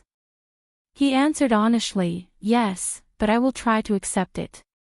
My wife's savior is also my savior. Thank you. Xia Dong was very touched, but she did not know that Bailey Han actually did not say something. If his savior wanted to snatch his wife, then he would definitely treat him as an enemy. The car drove for more than half an hour and finally arrived at the old Bailey residence. Although she had been here many times, this time, she was the most nervous.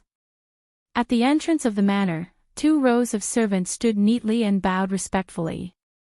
Welcome home, eldest young master and eldest young mistress. The old butler welcomed them with a smile. Eldest young master, eldest young mistress, your rooms have been prepared.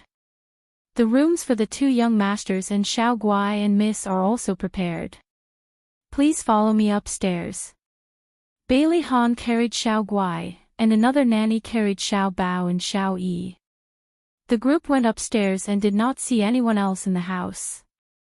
Xia Dong felt a little uneasy, but on the surface, she had a calm smile. Bailey Han held her hand and asked, Butler, why don't I see old madam and madam? The butler smiled and replied, eldest young master, Miss Jing returned to the country early. Old madam and madam went to the airport to pick up Miss Jing. Bailey Han pursed his lips and did not say anything. The butler led them to the 2nd floor. Bailey Han and Xia Dong's new room was the room Bailey Han used to live in. It had been redecorated, and the bed had been changed into bright red bed sheets and bedspread. It looked very jubilant. Xiao Yi still lived in the room she used to live in. Xiao Bao lived next door to Xiao Yi. The room's decoration was similar to Xiao Yi's room. It was a little mature, but Xiao Bao was very satisfied. Xiao Guai lived in the room opposite them. It was a very pink and dreamy room. From the furniture to the curtains, everything was pink. The room was filled with plush toys and dolls. Xiao Guai screamed excitedly. What a beautiful room. She liked it so much. Bailey Han whispered in Xia Dong's ear, Xiao Jing, my younger sister, lived here when she was young. When she grew up, she found the room too pink and moved to the 3rd floor. Fortunately, our daughter likes it and doesn't dislike it for being too pink. Xia Dong couldn't help but laugh. I also think it's too pink, but Xiao Guai likes this kind of kawaii style. Eldest young master, eldest young madam, little master, and miss, you're all tired. Take a rest first. I'll arrange for the servants to help you pack your luggage. Old madam and madam will be back in about 2 hours. Xia Dong smiled politely. Okay, sorry to trouble you, butler. This is what I should do. Eldest young madam is too polite. The 3 little guys didn't have much luggage, so the servants quickly finished packing. Xia Dong didn't want others to do it for her. Moreover, she had private clothes that couldn't be seen by outsiders, so she politely declined the servants' help and packed it herself. Other than her clothes, there were also Bailey Han's 2 large suitcases. Before she could do anything, he was already 1 step ahead of her. He opened the suitcases and said, Honey, you rest first. I'll unpack. She raised her eyebrows in amusement. Do you know how to do these things? She found it a little funny that the eldest young master was helping her pack. There was a teasing look in his eyes. Didn't you say that I'm a must-have when traveling? How can these things be difficult for me? She smiled. You still remember. Those were the words she had said on Snake Island. Of course, I remember every word you said. His smile was so charming that she couldn't help but be intoxicated by it. Okay, let's pack together so that we can finish earlier, okay? Okay. The 2 of them looked at each other and smiled. Attention, Shinwu 799.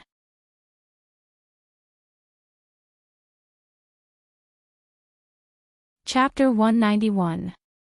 After unpacking their luggage, Bailey Han accompanied Xia Dong, Xiao Bao, and Xiao Yi to the kindergarten to register. The 2 little guys were promoted to the kindergarten class. They were both wearing white suits with the same hairstyle and holding their chins proudly. When they walked into the classroom, they attracted the cheers of many little girls. The children sat in front of the classroom while their parents sat in the back. The homeroom teacher talked about some matters and things to take note of at the start of the school year. The teaching assistant gave the students new textbooks, and then everyone could take their books home. Classes would officially start tomorrow. When they returned to the old mansion, the butler said that old madam had already returned and were resting upstairs. Miss Jing did not come back with them. It was said that she received a phone call on the way back and hurriedly got out of the car to hail a taxi. No one knew where she went. Bailey Han explained to Xia Dong, Xiao Jing is like this. She does things in a hurry and does whatever she wants. When she comes back, I'll introduce you to her. You'll like her. Okay. Xia Dong smiled. Let's go upstairs and see Grandma and Mom. Bailey Han lowered his head and looked at her abdomen. Change into a pair of shoes first. You must be tired after walking for so long. Although the heels on her feet were not high, they were not as comfortable as flat shoes. Okay. Xia Dong went back to her room to change into a pair of shoes and a pink dress. After all, they were still newlyweds. If she dressed too simply, the elderly might not like it. Bailey Han held her hand and knocked on the door of old madam's room. Old master was lying on a rattan chair with his eyes slightly closed. Old madam was sitting beside him, wearing reading glasses and holding a book. She was softly reading a poem by Pushkin. The sunlight quietly shone in through the window and spread on the floor. In the blue and white porcelain vase by the window sill, 2 red roses quietly bloomed. The years were peaceful and elegant. Xia Dong and Bailey Han did not say anything to break the silence. The cold of winter is fast, and will visit the woods and fields. The blazing fire will soon light up the smoky cottage, and I will not see this charming Xiao girl alone in her house, grieving in secret, like an oriole in a cage, and thinking only of my Natasha. And constantly thinking of Natasha. Old madam's gentle voice had a touch of sadness. Perhaps she was also reminiscing about the years that had passed. After reading the poem aloud, she closed the book and placed it on the table beside her. She turned to look at the 2 standing at the door and said mildly, "You're back. Grandma, Xiaxia and I are here to see you." Bailey Han put his arm around Xiaxia's waist and walked to the old lady. "Sit down." Old madam's expression was still indifferent, as if she did not care about Xia Dong at all.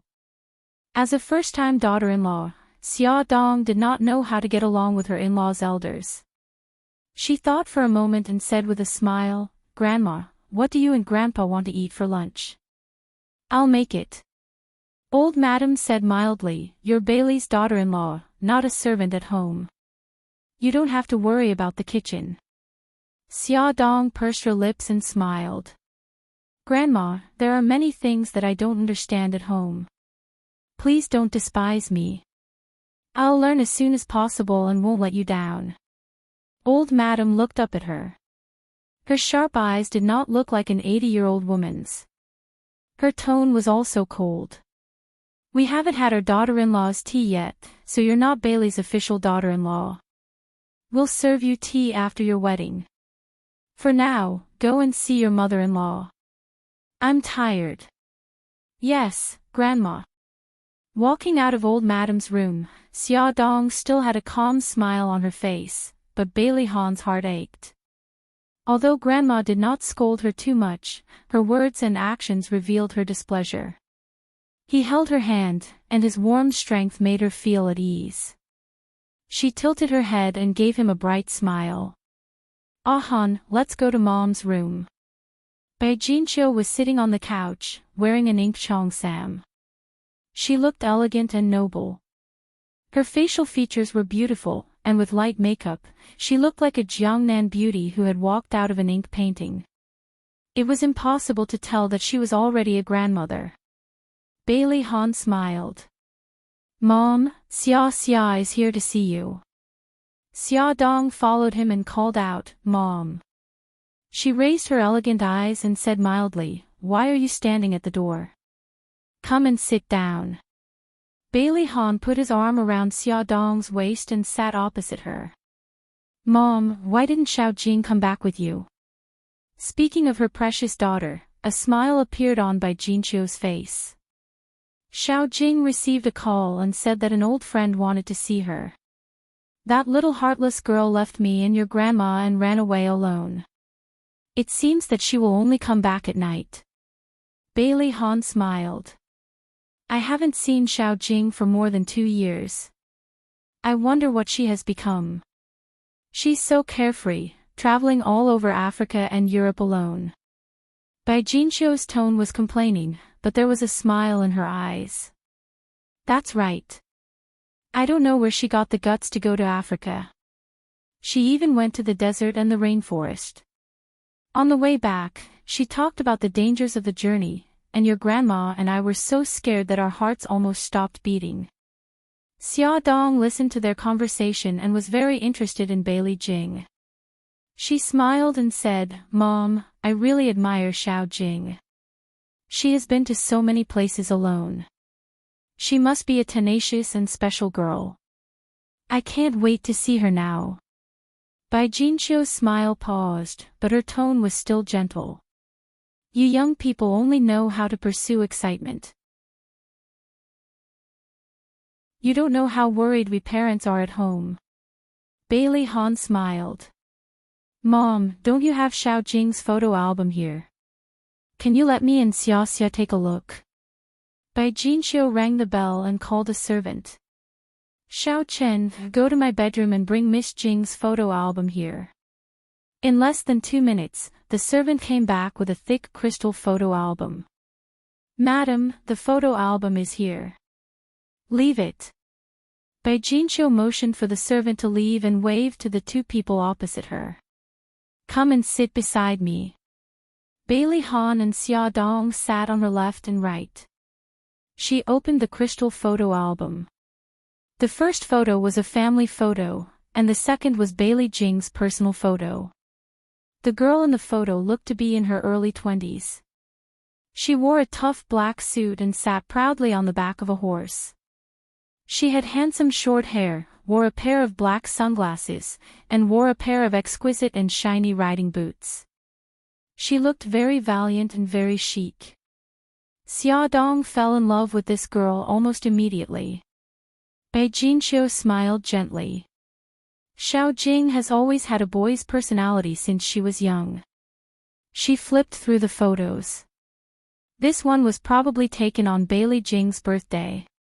She wore a white gauze dress and was facing a beautiful big cake. She had a smile on her lips and her eyes were closed. Her hands were clasped under her chin, and she seemed to be making a wish. This was taken on little Jing's 18th birthday. After this birthday, she went to study in England. Every time she flipped to a photo, Bai Jinqiu used a gentle voice to describe the background of the photo. Xia Dong was suddenly very touched and also a little sad. If her mother was still alive, would she also like to flip through her old photos and reminisce about the past? Mom, I'm so envious of little Jing. She has a mother who loves her so much. Bai Jinqiu was stunned. She looked up at Xia Dong. Her smile was sincere, and her eyes seemed to be shining with tears. After a moment of contemplation, she remembered her background. In this world, perhaps all maternal love was the same. Bai Jinqiu looked at her, and the ice in her heart slowly began to melt. The girl in front of her lost her mother at a very young age. Now, she was the woman her son loved the most. As a mother, why not try to accept her? She began to have such thoughts in her heart. Bai Jinqiu's face was expressionless, and her tone was indifferent. In the future, I will also be your mother. Thank you, Mom. Xia Dong's eyes were covered with a layer of water, but her smile was very bright. She pointed to a new photo. Mom, what's the origin of this photo? This photo was the first full frontal photo of Bailey Jing so far. Xia Dong also saw her appearance clearly at this time. Her facial features were a little similar to Bai Jinqiu's. She had a high nose, big eyes, and a delicate chin. When she laughed, she revealed her snow-white teeth. There was a heroic spirit between her eyebrows. She was different from Su Yunqian's noble and elegant, and also not like Su Xingqian's sweet and cute. She was heroic, straightforward, and bright. In the photo, she and Daodu were sitting side by side on the grass. Daodu was licking her face with its long tongue. She hugged Daodu's head with one hand and bloomed with a bright smile. Bai Jinqiu complained. This photo was taken 2 years ago. After that, she said that she wanted to travel the world and ran away from home. Xia Dong was surprised. Little Jing actually ran away from home. Isn't that so? At that time, her grandmother and I were so angry. Bailey Han saw that they were chatting so happily and was happy. He sat quietly at the side and did not interrupt, allowing the mother-in-law and daughter-in-law to chat. On the other side, the person they were chatting with, Bailey Jing, was already standing at the door of Su Xingqian's ward. She was wearing a pair of ripped jeans and a white t-shirt with a skull on it. Her wine-red hair was permed into big waves and fixed into a bun on top of her head. Her skin was a healthy wheat color, and she was full of energy and vitality. She flew towards Su Xingqian. "Xingqian, I'm back. Are you okay?" Su Xingqian stared blankly at her pouncing on him and asked in disbelief, You're little Jing." "That's right." Bailey Jing winked playfully. "What, you don't recognize me? How did your skin become so dark?" She did not expect that Bailey Jing, who grew up with her, would become so dark that even she could not recognize her. "It's from the sun. When I was in Africa, I was under the scorching sun every day. I was lucky that I didn't become like coal." Bailey Jing grinned, not caring about her skin color at all. Come and see, Hongcha 866.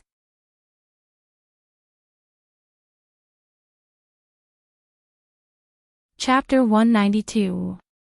Xingqian, what happened to you? Why is your face wrapped in gauze? Bailey Jing was on her way home when she received a call from Su Xingqian.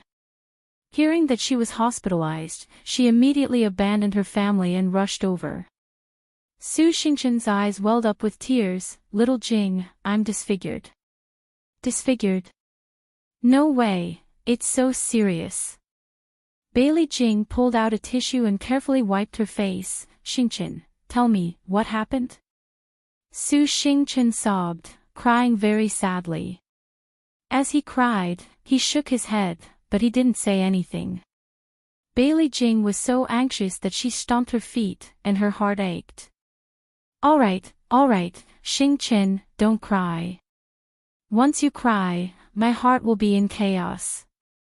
When Bailey Jing was young, she often played with Su Xingqian and Bailey Fei Yan. Both of them were delicate girls. Every time they cried, she couldn't do anything to them. No matter what conditions they put forward, she would comply.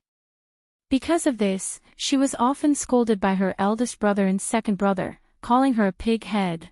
Woo. Hearing her say this, Su Xingqian cried even harder, crying as hard as he could. The more chaotic her heart was, the better. Bailey Jing was at a loss. Just like when she was young, she gently coaxed, "Be good, don't cry. If there's a problem, tell me and we'll slowly solve it, okay?" Su Xingqian saw that it was about time and sobbed, "Little Jing, my face was disfigured by acid. Even if I do plastic surgery, there's no way to restore my previous appearance." Bailey Jing's heart ached. "How did your face get splashed with acid? Who wants to harm you?" Su Xingqian sobbed, "I can't say." Bailey Jing was about to die from anxiety. "Why can't you say it? Could it be that the other party is so powerful that even your Su family can't do anything to him?" Su Xingchen looked at her with teary eyes. No, little Jing, I just don't want to destroy the harmony in your family. Bailey Jing frowned. How is it related to my family? Su Xingchen covered her mouth and cried, not willing to say more. Aya, you're really making me anxious. Bailey Jing pulled out another tissue and handed it to her. Xingchen, I'm begging you, please tell me. She shook her head and refused to budge. The Bailey saw her crying so sadly and felt bad. He didn't ask further, but he secretly made up his mind to find out the truth. After comforting Su Xingchen for a long time, she finally stopped crying. She wiped the corners of her eyes and said, Xiao Jing, I was originally very happy that you came back. I didn't mean to cry, so don't take it to heart. Bailey Jing patted her shoulder. Silly, what are you talking about? We're good friends. Why would we mind those things? Su Xingchen smiled. Thank you, little Jing. When my face is better, you, me and Fei Yan, the three of us will get together. Yes, definitely. Rest well and don't think too much. After her reminder, Bailey Jing immediately had an idea. Since she didn't want to say it, then she would ask Fei Yan. Fei Yan and Xingchen had such a good relationship, so he must know what happened. Xiao Jing, you just came back. You should spend more time with your grandparents. I'm already very touched that you came to see me as soon as you got off the plane. You're talking nonsense again, aren't you? You're my best friend, so of course I have to care about you. The two chatted for a while before Su Xingchen urged Bailey Jing to hurry home to accompany her family. Bailey Jing thought that she still had something to ask Bailey Fei Yan, so she didn't stay any longer. When she left the hospital, she called Bailey Fei Yan. That girl happened to be nearby and was planning to visit Su Xingchen, so the two of them agreed to meet at a coffee shop near the hospital.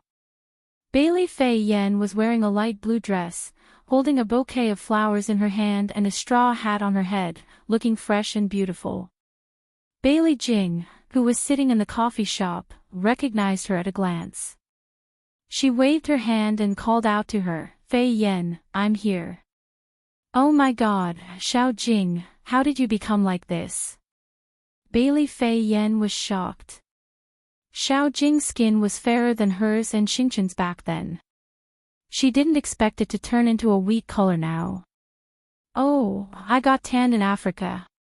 Bailey Jing waved her hand carelessly and asked her to sit down. She pushed the drink that she had ordered in advance in front of her and smiled. This is your favorite coconut juice. I didn't remember wrongly, did I? Yes, I didn't expect you to remember. Xiao Jing, we haven't seen each other for 2 years. Bailey Fei Yan took a sip of the coconut juice and held her face sadly. When you came back, some things had changed. Xingchen has become like this now, sigh. Bailey Jing's smile disappeared and she asked seriously, Fei Yan, what happened to Xingchen? Why did it become like this? Bailey Fei Yan blinked her eyes in surprise. She didn't tell you. She doesn't want to tell me. Hurry up and tell me. She frowned. Isn't this not very good? Xingchen might not want you to know. Bailey Jing leaned forward and looked into her eyes seriously. Fei Yan, we are all friends of Xingchen. We should care about her, right? Yes, then it's only right that I want to know what happened to her, isn't it? Yes, then hurry up and tell me. Bailey Fian bit his lip and hesitated for a moment before nodding his head heroically. All right then, I'll tell you. But you must not tell Xingchen that I was the one who told you. Don't worry, I won't betray you. Bailey Fei Yan thought for a while and said, actually, this matter has something to do with your sister-in-law. My sister-in-law. Bailey Jing suddenly realized. You mean Xia Dong? Yes. How does this have anything to do with her? Bailey Fei Yan frowned. This matter is very complicated. Let me think about how I should tell you. After organizing her thoughts, she continued, Xiao Jing, you should know that Xingchen has always liked your brother, right? I know. Didn't I matchmake the two of them in the past? Bailey Fei Yen sighed. This is where the problem lies. Xingchen likes my cousin, but he is engaged to Su Yunqian. According to this development, nothing will happen. But Xia Dong suddenly appeared. She deliberately got close to my cousin, and Su Yunqian felt threatened. She actually bribed the culprit to kidnap Xia Dong and sold her to a remote mountain village. I heard that she was injected with drugs. She paused and took a sip of her drink. Then she continued, Xia Dong also had a fiancé called Mika Keto. I heard that he is very capable. In the end, he rescued Xia Dong and investigated her kidnapping. She paused deliberately. Do you know what happened next? This was more interesting than a novel or a television show. Bailey Jing was listening intently when she suddenly stopped. She patted her forehead and said, Stop keeping me in suspense. Hurry up and tell me. Su Yunqian, this woman is really not simple. She blamed everything on Xingchen, so Xingchen was retaliated against by Mika Keto. Bailey Jing was shocked. Was it Mika Keto who ruined Xingchen's appearance? No, Mika Keto found a few male prostitutes to humiliate Xingchen. He even took a video of her and injected her with drugs. He wanted to completely destroy Xingchen. Bailey Jing was shocked. She felt sorry for Xingchen and was stunned for a while. Then she asked, what happened after that? After that, Xingchen's scandal spread like wildfire. She had a nervous breakdown and escaped from the drug rehabilitation center. She took the acid and planned to take revenge on Su Yunqian. She didn't expect Xia Dong to snatch the acid from her and ruin Xingchen's appearance. Bailey Jing was heartbroken and angry. How could Xingchen be so stupid? Also, if Xia Dong ruined Xingchen's appearance, why wasn't she punished by the law? Bailey Fei Yen sighed. Did you forget? I just said that Mika Keto is very capable. She cleared Xia Dong's name. The police believed that Xia Dong acted in self-defense and Xingchen was the one who deliberately hurt her. So, after Xingchen was discharged from the hospital, she would immediately be locked up. Bailey Jing was an experienced and knowledgeable person. But when the conspiracy happened right beside her, she was still shocked. She didn't expect that so many tragic things would happen to the friend she cherished since she was young. She was angry at Xingchen for being so stupid to take revenge on Su Yunqian with acid. At the same time, she hated Su Yunqian for framing Su Xingchen for kidnapping her. She hated Mika Keto for being too ruthless. She hated Xia Dong for destroying Su Xingchen's appearance. Bailey Jing's face was gloomy. She leaned against the chair like a stone statue. Xiao Jing, are you okay? Bailey Fei Yen waved in front of her eyes worriedly. Bailey Jing's voice was a little cold. I'm fine, Fei Yen. I have something to do. I'll go back first. She was in a bad mood, very bad mood. Did Big Brother know how evil Xia Dong was? How could he marry her? Fei Yen, the drinks are on me. I'm in a hurry. She stood up and strode out. She wanted to go back quickly and expose that woman's ugly face in front of Big Brother. Bailey Fei Yen seemed to know what she was thinking. He shouted at her back, Xiao Jing, are you going back to ask Xia Dong? Calm down. You don't have any evidence now.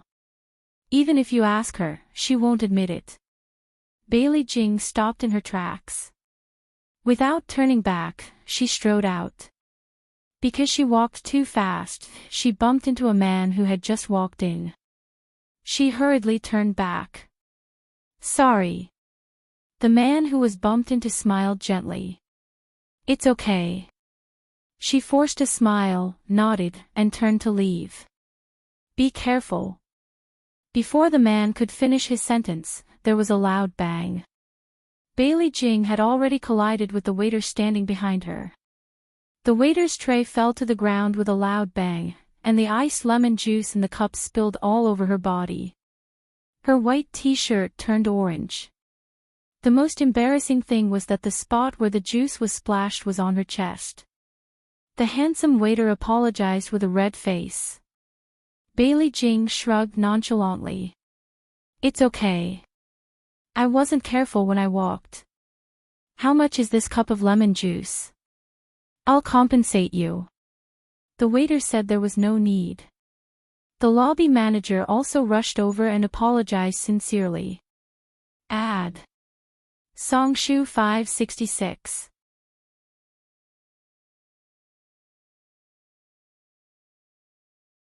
Chapter 193.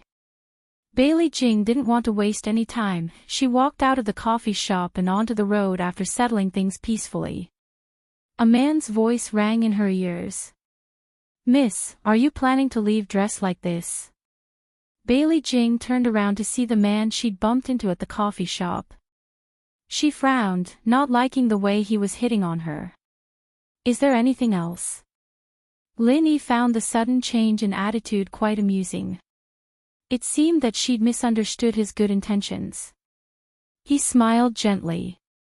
"I just wanted to tell you that I just bought a dress. I was going to give it to my mother.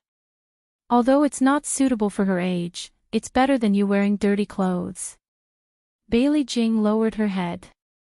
Only then did she notice that the orange-yellow object had become very conspicuous. Furthermore, its position was very awkward. She smiled embarrassedly. "I'll have to trouble you then." Lin Yi smiled. "Let's use the coffee shop's washroom.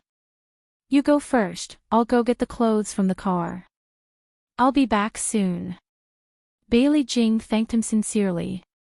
She used the washroom and changed into the dress Lin Yi had given her. The price tag was still there, and she took a look at the price tag. It was 5 digits, and she memorized it in her heart. The color of the dress was simple and elegant, and it fit her well. She let her hair down, letting her wine-red hair fall over her shoulders. Lin Yi was waiting for her in the lobby, smiling warmly when she came out. "It suits you." She looked like a delinquent girl at first, but now she looked like a lady from a rich family. "Thank you, I'm Bailey Jing." "What's your name?" Bailey Jing stretched out her hand. He shook her hand politely. "Lin Yi." "Lin Yi, can I trouble you to give me your name card? I'll pay you for the dress some other day." Lin Yi smiled. "No need. It's fate that brought us together." She glared at him. "Just give it to me. Bailey Jing, don't take people's things for free." "All right then, here's my name card." Lin Yi smiled and handed her his name card. "All right, now that I have your number, I will contact you. Thank you for today. I'm in a hurry, so I'll thank you another day." Bailey Jing put away the business card and said goodbye to him with a smile. Bailey Jing. Lin Yi's lips curled up into a smile. If he remembered correctly, Yun had a sister called Bailey Jing. Could it be her? Bailey quietly got into the taxi. On the way home, he kept thinking about what Bailey Fei Yen said. If what she said is true, then Xia Dong is not a simple woman. First, she has Mika Keto in her hands, and now she has her brother. Su Yunqian wasn't a good person either. She looked as elegant as a goddess, but she was actually vicious and merciless. She was really disgusting. At lunchtime, the old madam glanced at her 3 great-grandchildren one by one, feeling a little conflicted. It was the first time there were so many children at the Bailey's table. The 3 little guys sat next to each other. Xia Dong sat next to Xiao Guai so that it was easier to take care of her. When the dishes were all served, the servants served rice to everyone. Everyone waited for the old madam to start eating. The old madam said, "Everyone, let's eat." Xiao Guai blinked her big eyes and called out to all the elders in her baby voice. Great-grandpa, great-grandma, eat. Grandma, eat. Daddy, mommy, brother, eat. Xiao Guai also wants to eat. The old madam couldn't stop smiling. Good girl, look at our Gigai's sweet mouth. Gigai, come sit next to great-grandma, okay? Xiao Guai looked up at Xia Dong. Xia Dong nodded at her and she smiled. Okay, I want to sit next to great-grandma. Xia Dong carried her to the old madam's side. The old madam patted her head and smiled kindly. Gigai, what do you want to eat? Great-grandma will get it for you. Xiao Guai said obediently, I don't want great-grandma to get it for me. If great-grandma is tired, I can get it myself. I can even help great-grandma get food. Oh, how old are you? You already know how to dote on great-grandma. The old madam smiled. She doted on this soft and tender little girl to the bone. She couldn't help but pity her. How could such a cute little girl contract such a terrible disease? Xiao Guai was not only obedient and cute, she was also very filial. When she saw the old madam reaching for a dish more often, she would reach out her arm to help her get food. The old madam praised her for being sensible. The old master sat in his wheelchair and ate in silence. He ate whatever the servants fed him. His eyes were unfocused and he didn't respond to anyone who spoke to him. Only when the old madam spoke to him would he raise his eyelids. However, he would only glance at her before lowering his head again. Xia Dong heard from Bailey Han that the old master had Alzheimer's disease and had lost the ability to speak. He could only say a few simple words. His memory was chaotic and he often mistook people for others or couldn't remember anything at all. Because of the presence of the three children, the atmosphere at the dining table was harmonious. Xia Dong also heaved a sigh of relief. After the meal, the servants wanted to push the old master to the back garden for a walk. Xia Dong offered to accompany the old master, and the three children also volunteered to follow. Bailey Han was naturally worried about letting Xiao Guai go with them. The old madam smiled and patted Xiao Guai's head. Gigai, stay with great-grandma, okay? Okay. Xiao Guai nodded obediently. The old madam picked her up and placed her on her lap. Come, great-grandma will tell you a story. Xia Dong pushed the old master to the pavilion and fanned him with a cattail leaf fan. He was in good spirits now. He pointed at the grape trellis and babbled intermittently. No one knew what he was saying. Xiao Bao blinked. Mom, does great-grandpa want to eat grapes? Xiao Yi knocked on his forehead. Idiot, great-grandpa wants to go under the grape trellis. He used to like to stay under the grape trellis. Oh, so that's how it is. Xia Dong was still trying to guess the old master's intentions. She didn't expect her son to give her the answer. She bent down and smiled. Grandpa, sit tight. We'll go to the grape trellis now. Ah. The old master nodded. It seemed that Xiao Yi had guessed correctly. After pushing the old master to the grape trellis, he quieted down. He tilted his head as if he was going to sleep. Xia Dong instructed the servant to bring a blanket over. After covering the old master with the blanket, Xia Dong slowly fanned the cattail leaf fan and said softly to the children, Xiao Yi, Xiao Bao, great-grandpa is asleep.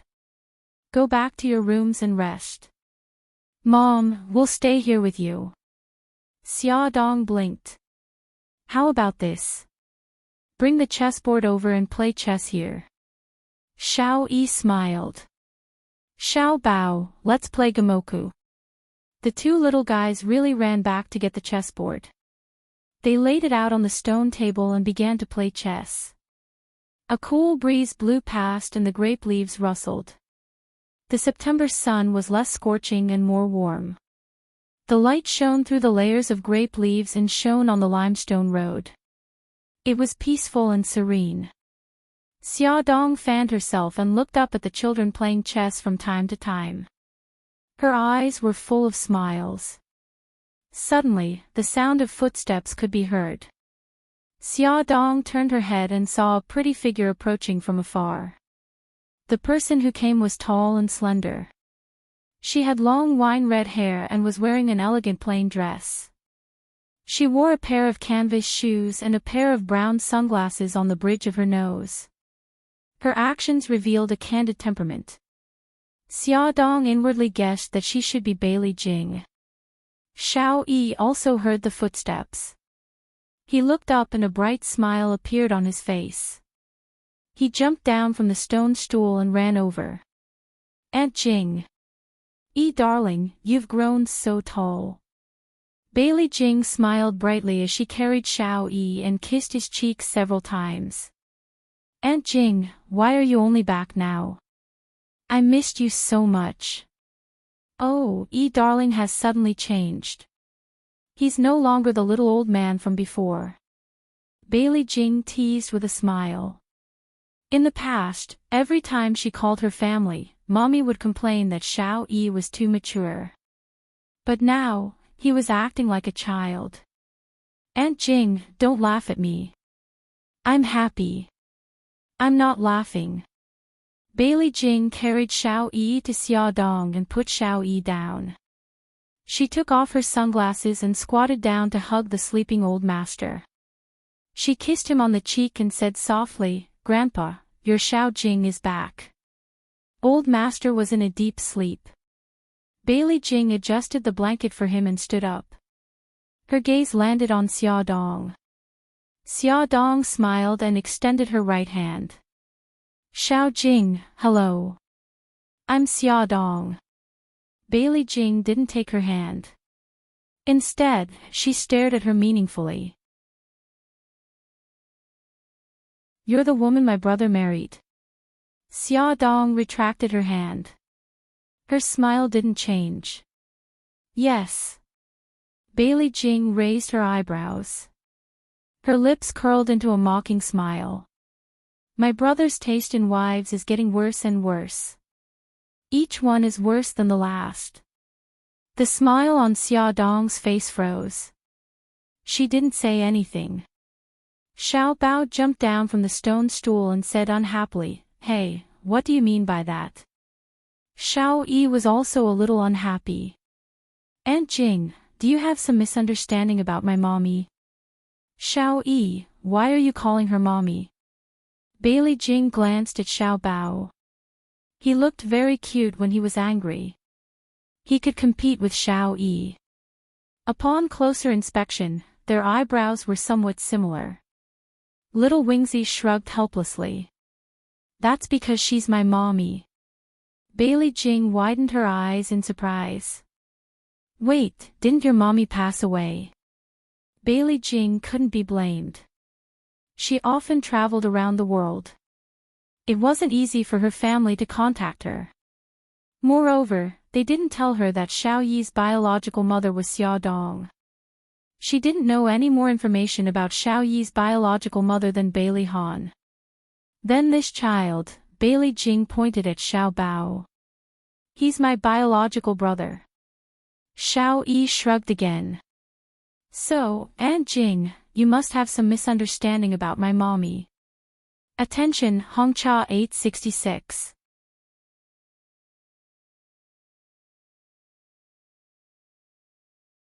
Chapter 194. Bailey Jing's beautiful brows furrowed. This matter was getting more and more complicated. She didn't want to convict Xiaodong yet. She wanted to wait until she figured things out. She sized up Xiaodong and said lightly, "You should know my name, so I won't introduce myself. I'll go in first." Xiaodong looked at her back as she walked away. Her eyes darkened. Bailey Jing didn't like her. It seemed that her position in this family was still very awkward. Bailey Han sat on the sofa and called Lu Zihao to explain some things. A beautiful figure rushed towards him. "Big brother, I'm back." He hurriedly ended the call and hugged Bailey Jing, who rushed over. His eyes were full of smiles. "You little girl, you still know how to come back." Bailey Jing acted like a little girl and acted coquettishly in his arms. "Aren't I back now? Big brother, did you miss me?" Bailey Han poked her forehead with his finger and his eyes were full of affection. "Yes, I missed you, you heartless girl. When will you come back?" Big brother, I missed you so much." Bailey Jing suddenly hugged his neck and smiled brightly. "Okay, you're still acting like a child." Bailey Han touched her hair. "Grandma and Mom are upstairs. Go and see them." "Okay. I'll go up first." Bailey Jing kissed him on the cheek and ran upstairs like a rabbit. Bailey Han smiled helplessly, his eyes full of affection. If you asked which family's daughter cared the most about her image, the answer would definitely be Bailey's family. Although they had just met at the airport in the morning, old Madame Gu and Bai Jinxiu still smiled from year to year when they saw Bailey Jing. They hugged her affectionately for a while. After the excitement, Bailey Jing saw Xiao Guai sitting quietly on the small fabric sofa and looking at her curiously with a pair of crystal-like eyes. Bailey Jing also looked at Xiao Guai in surprise and asked the old madam, "Grandma, this little girl is so cute. Whose child is she?" Old madam patted her forehead. "Look at me, I was so happy that I forgot to introduce her. Xiao Jing, this is your eldest brother's daughter, Xiao Guai." Old madam patted Xiao Guai's head and smiled kindly. "Gigai, this is your Aunt Jing." "Hello, Aunt Jing." Xiao Guai blinked his big eyes and smiled generously, revealing 2 cute little dimples. "So cute." Bailey squatted in front of her and couldn't help but reach out to stroke her soft cheeks. He smiled gently. "Your name is Xiao Guai. How old are you this year?" Xiao Guai's face was distorted by her rubbing, but she wasn't angry at all. She replied softly, "I'm 4.5 years old this year." "Wow, so cute. Come, let Aunt Jing give you a kiss." Bailey's family finally had a little princess. Sob, she was so happy. Bailey Jing kissed Xiao Guai's soft cheeks. Xiao Guai giggled. "Aunt Jing, you're so beautiful." "Oh, little girl, you have such a sweet mouth."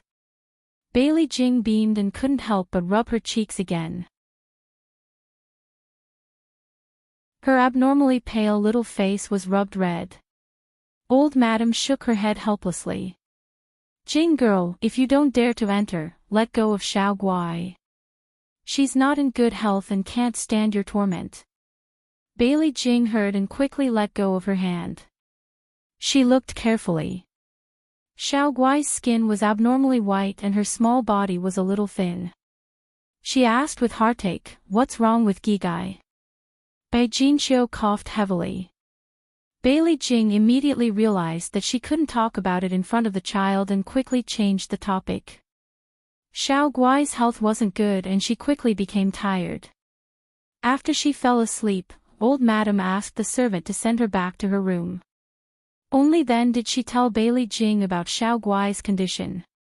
Bailey Jing came back to her senses after a long while. Her eyes were red. Xiao Guai is so pitiful. How can such a young child suffer so much? Bailey Jing had been sympathetic since she was young. She was the kind of person who would give money to others when she saw them begging on the street. How could Bai Jinxiu not understand her? She helplessly patted the back of her hand and comforted her. "Don't be sad. Fortunately, Xia Dong is pregnant now. When she gives birth to the baby, she can save Gigai." "Xia Dong is pregnant." Bailey Jing's heart tightened. She thought that it was fortunate that she didn't act rashly. If she caused Xia Dong to die because of Xingqian, her brother would hate her to death. Moreover, she would indirectly cause Xiao Guai's death. Then her sins would be grave. Yes, it's been more than 3 months. Bailey Jing calmed down and frowned. She said, Mommy, Xiao Yi's biological mother is Xia Dong. What's going on? Didn't you say that Xiao Yi's biological mother abandoned Xiao Yi and my brother and eloped with someone else? Then she died in a car accident, right? Bai Jinxiu looked at old madam awkwardly. Back then, old madam made up such a lie to cover up the truth and deceived Han, Xiao Yi, and Xiao Jing. Now she didn't know whether she should explain it or not. Of course, old madam knew what her daughter-in-law was troubled about. She coughed and said, This matter is more complicated. Back then, when you were studying in England, we didn't want you to worry, so we didn't tell you the truth. Old madam briefly recounted Xia Dong's experience. However, she also concealed some of the truth, which was related to Bailey Han. Bailey Jing listened to everything. After a while, she said, I suddenly admire Xia Dong. Bai Jinxiu poked her forehead in annoyance. Admire her for what? Stealing a child. Or making a mess of her own reputation. You'd better behave yourself. Mommy, let me finish. Bailey Jing hugged her arm. Think about it. Xia Dong raised 2 children by herself. Xiao Guai even had that kind of illness. She was under a lot of pressure. With my brother's bad temper, don't you know what he will do and say when someone he doesn't like gets close to him? Xia Dong must have suffered a lot. Although Bai Jinxiu felt uncomfortable, when she thought about it carefully, it made sense. The corners of her lips curled up unconsciously. She taught Xiao Bao and Xiao Guai quite well. The knot in old madam's heart slowly disappeared. She sighed and said, I don't want to say anything more about them. I just want our family to be safe and happy. Bailey Jing held Bai Jinxiu in one hand and old madam in the other. She smiled and said, Grandma, don't worry. Our family will definitely be fine. Let me tell you a piece of good news. I talked to second brother on the phone a few days ago. He said that he and his former classmate started a high-tech company, and it's officially operating now. Second brother is also working very hard now. Bai Jinxiu's expression was indifferent. She didn't have much affection for Bailey Yun, this illegitimate son. Old madam didn't like Bailey Yun in the past, mostly because he was unruly and unrestrained. Now that he was willing to work hard, she felt a little relieved and nodded repeatedly. The 3 of them were chatting happily upstairs when Bailey Han and Xia Dong brought the sleeping old master upstairs. 2 more people chatted with each other. Xia Dong sat at the side and listened to Bailey Jing talk about the interesting things that happened when they traveled around the world. Her thoughts drifted away. She thought of the confusion when she first went abroad, Mika Keto, and her foster father who was far away in Italy. Her phone suddenly rang, breaking the harmonious atmosphere. Xia Dong quickly picked up the phone and smiled apologetically. Sorry, I have to take this call. She pressed the answer button and hurried out. Bailey Han's eyes darkened. He caught a flash of panic in her eyes just now and suspected that it was Mika Keto who called. Xia Dong hurried to the empty balcony and called out softly into the phone, Brother Shin. Mika Keto's cold voice sounded in her ear. I want to see you. She bit her lip. When? Now. His tone was domineering and irrefutable. She paused and asked, Where shall we meet? He said coldly, I'll pick you up at the old mansion. No need, she said hurriedly. I'll go out. Tell me the place. Are you so worried that Bailey's family will find out about our relationship? Mika Keto's car was parked on the road outside Bailey's old mansion. His eyes were surging with anger as he stared at the luxurious manor outside the window. No, I just don't want to cause unnecessary misunderstandings. Brother Shin, I'm sorry. Her heart was full of guilt. He paused and tried to suppress his anger. I'm outside the mansion now. You can come out. Brother Shin, before she could finish speaking, he had already hung up the phone. She stared blankly at the phone in her hand and touched her forehead helplessly. She turned and walked downstairs. Bailey Han appeared from behind the wall. His eyes were as dark as the sea as he looked at her back. Butler, if anyone asks, just say that I'm in the garden. Xia Dong instructed the butler before she left. Okay. A black Maybach stopped by the roadside. Xia Dong opened the door and sat in the front passenger seat.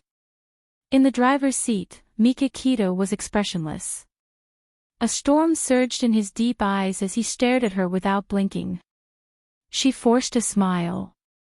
Brother Shin, have you settled the matter in Japan? Mika Keto did not answer her question. Instead, he said stiffly, why did you marry him? She lowered her head and did not dare to look into his eyes. She said softly, a lot of things happened while you were away. Bailey Han found out about Xiao Bao and Xiao Guai's identities. He also found out about what happened 5 years ago. He interrupted her angrily. So you gave yourself to him? She smiled bitterly. No, I think I like him. Mika Keto suddenly grabbed her shoulders and forced her to look into his eyes. Xia, look at me. Don't be blinded by his impulse. She shook her head. No, Brother Shin. I think I really like. He suddenly lowered his head and kissed her on the lips, stopping her from saying the words she didn't have time to say. Bailey Han was standing at the entrance of the mansion and happened to see this scene. He immediately exuded a cold aura and his dark eyes were raging with anger. Attention, Shinwu 799.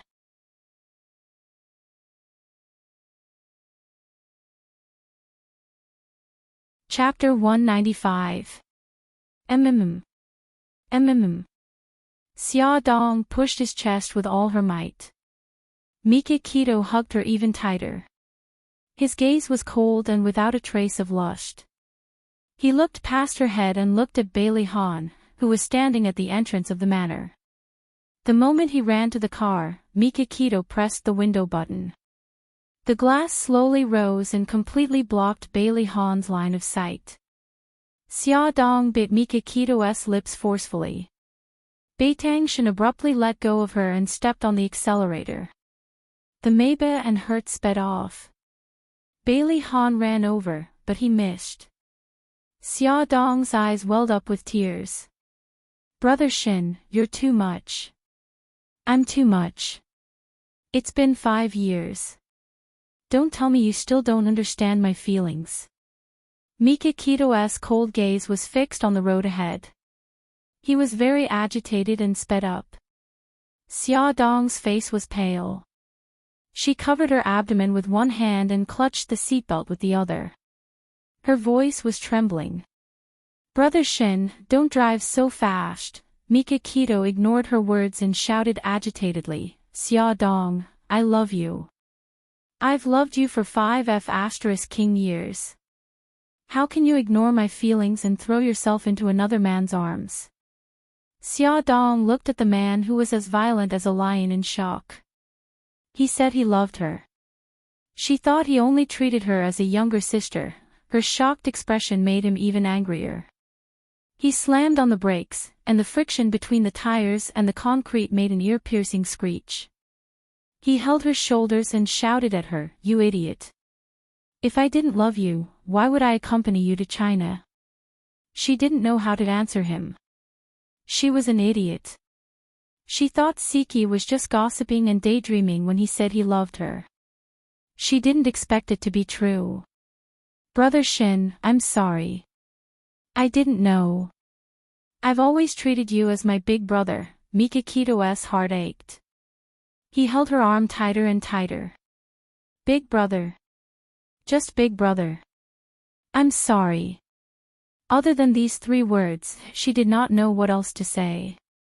He held her hand stiffly, like a stone statue, as if there was no life in it. In the narrow space, the air was suffocating. Her heart clenched in pain. She held his hand and slowly removed it from her arm. Tears streamed down her face. "Brother Shin, forget me. You'll find a better girl." She grabbed the handle of the car. With a click, the car door opened, just like the sound of his heart breaking. She turned to leave, but he grabbed her arm. His eyes were as gloomy as the sky before a storm. "Xia Dong, from the moment you stepped out of this car, we have nothing to do with each other anymore." He was gambling, using himself as the stake. She was stunned. She would never forget that 5 years ago, when she was in danger, he descended like a god and saved her from disaster. How did they end up like this? Why did she have to make a choice? Her tears fell even harder. After a long time, she choked and said word by word, "Brother Shin, no matter what happens in the future, I will always remember you. I will always be grateful to you. You will always be my big brother." Big brother, he was only her big brother. He grabbed her arm and refused to let go. "Xia Dong, do you know what you're doing? Is Bailey Han worth it for you to treat him like this? What did Bailey Han do to make her, who did not believe in marriage, step into the grave of marriage? He made her do this without hesitation." Tears streamed down her face. She shook her head. "I don't know. I just don't want to regret. It was Bailey Han who made her understand what love was. It was Bailey Han who gave her the courage to step into marriage. They had said that they would face it together. She could not abandon him. There were very few cars on the road. As far as the eye could see, only the two of them were in a deadlock by the roadside. He grabbed her arm and she stood stiffly at the door. His expression was getting colder and colder. Something like crystal seemed to shatter in his eyes. Her heart throbbed in pain, but she held it in and did not say anything. After a long time, a car sped past them. The whistling wind lifted a corner of her skirt. He slowly let go of her hand. She took a step back. The car door slammed shut. Meiba and he sped away and disappeared from her sight in the blink of an eye. Xia Dong squatted on the ground and cried bitterly. The old mansion was built halfway up the mountain. Now she was standing at the foot of the mountain. She wanted to hail a car to go up, but not a single one passed by. She took out her phone and hesitated whether to ask Bailey Han to pick her up. However, she was also worried that Ah Han would misunderstand her. What should she do? If she walked up, there were still a few kilometers to go. After thinking about it, she decided to ask Bailey Han to pick her up. She thought that as long as she explained it clearly, he would definitely believe her. She dialed Bailey Han's phone, but no one answered for a long time. She did not give up and dialed 2 more times. Finally, he picked up. She was delighted and said, "Ah Han, can you come and pick me up? I'm at the foot of the mountain now." There was a pause on the other side of the phone. Old Madam's cold voice came through. "What kind of wife are you? Your husband has fainted, and you're still having fun outside." Xia Dong said agitatedly, "Ah Han fainted. How is he?" Old Madam said angrily, "You still know how to care about him." "Grandma, Before she could finish speaking, the phone beeped with a busy tone. Xia Dong was burning with anxiety. She did not know what had happened to Bailey Han and why he had fainted.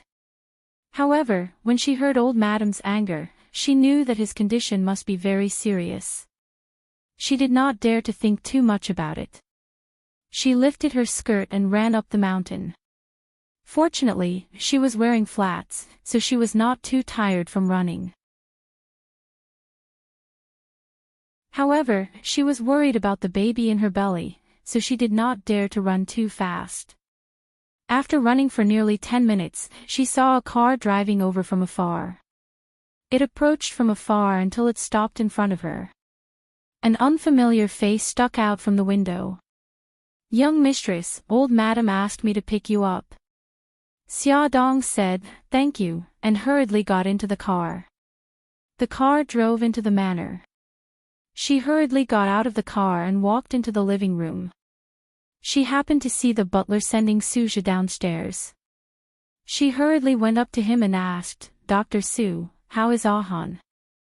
Suja looked at her meaningfully. When he was driving to Bailey's house just now, he saw this woman and a man tugging at each other by the roadside. Although it was not convenient for him to say too much as an outsider, he still could not help but want to say a few words on behalf of Ahan. "Xia Dong, we can be considered old acquaintances. I want to remind you that Ahan loves you very much. He loves you with his own life. Please cherish him. He has not woken up yet. You can go upstairs to see him." Xia Dong was stunned. She did not quite understand what he was implying. However, when she heard that Ahan had not woken up yet, she was very worried. What happened to him? Why did he suddenly faint? It's not convenient for me to say this. If there's nothing else, I'll take my leave first. Xia Dong returned to the room. Old Madam, Bai Jinxiu, and Bailey Jing were all there. According to the butler, the three children had been persuaded to go back to their own rooms. When old Madam saw her, her gaze turned cold. "Where did you go just now?" Xia Dong glanced at Bailey Han, who was lying on the bed, and replied, "A friend came to visit me. We chatted for a while at the foot of the mountain." "What kind of friend must call you out of the house for a chat?" Old Madam's voice was harsh. She had just heard from the security guard at the gate that he had seen Xia Dong go out and get into a car parked by the roadside. Xia Dong's fingers clenched tightly. "It's Mikakito. He came back from Japan. When he heard that I was married, he specially came to visit me. I was afraid of causing a misunderstanding, so I did not invite him in." Old Madam said angrily, "Do you know that Ahan fainted at the gate? He must have seen something and was so angry that he fainted. Tell me, what did you do?" Xia Dong felt terrible. She looked at the unconscious Bailey Han. He must have misunderstood. That was why he was so angry. "I'm asking you a question." Old Madam stomped her crutch hard. "We didn't do anything." Xia Dong's nose was burning. She felt that she had no self-respect at all. She lowered her eyes and held back her tears. Bai Jinxiu's expression was very ugly. She had just changed her opinion of Xia Dong, and she did not expect this to happen. Bailey Jing's gaze swept over Xia Dong. She hugged old Madam's arm and gently persuaded, "Grandma, don't be angry. Be careful not to hurt your body. When Big Brother wakes up, everything will be clear. Grandma, you're tired too. Let me help you back to your room to rest, okay?" Old Madam sighed and looked at Bailey Han with heartache. She said, "Bailey, take good care of young master." With that, she walked out of the room with Bailey Jing's help without even looking at Xia Dong. The sound of the door closing came from behind. Only she and Bailey Han were left in the room. She bit her lip, forced back her tears, and sat by Bailey Han's bed. His handsome eyebrows were slightly furrowed, and his thin lips were tightly pursed. He seemed to be in pain. She held his hand with heartache and whispered in his ear, "Ahan, I'm so worried. Wake up quickly, okay? If you misunderstand, I'll explain. I've already made it clear to Brother Shin." She whispered a lot and told him everything that had happened between her and Mikakito, but he was still in a deep sleep and showed no signs of waking up. She stayed by his side the whole time. During this time, the three little guys came by once, but they were quickly coaxed away by the servants. Bailey Jing also came by, but she stood quietly behind her without saying a word. In the evening, Bailey Han came back from the company. When he heard that his son had fainted, he quickly went upstairs to visit him. Xia Dong politely called him Dad. He grunted and said, "You're tired too. Go downstairs for dinner and rest for a while." She pursed her lips. "I'm not hungry. I'll stay here with Han." Bailey Han's face darkened. "Even if you're not hungry, the baby in your stomach will be. Even if Han is awake, he won't want to see you like this. Be good and go downstairs for dinner." Foley, Songshu 566.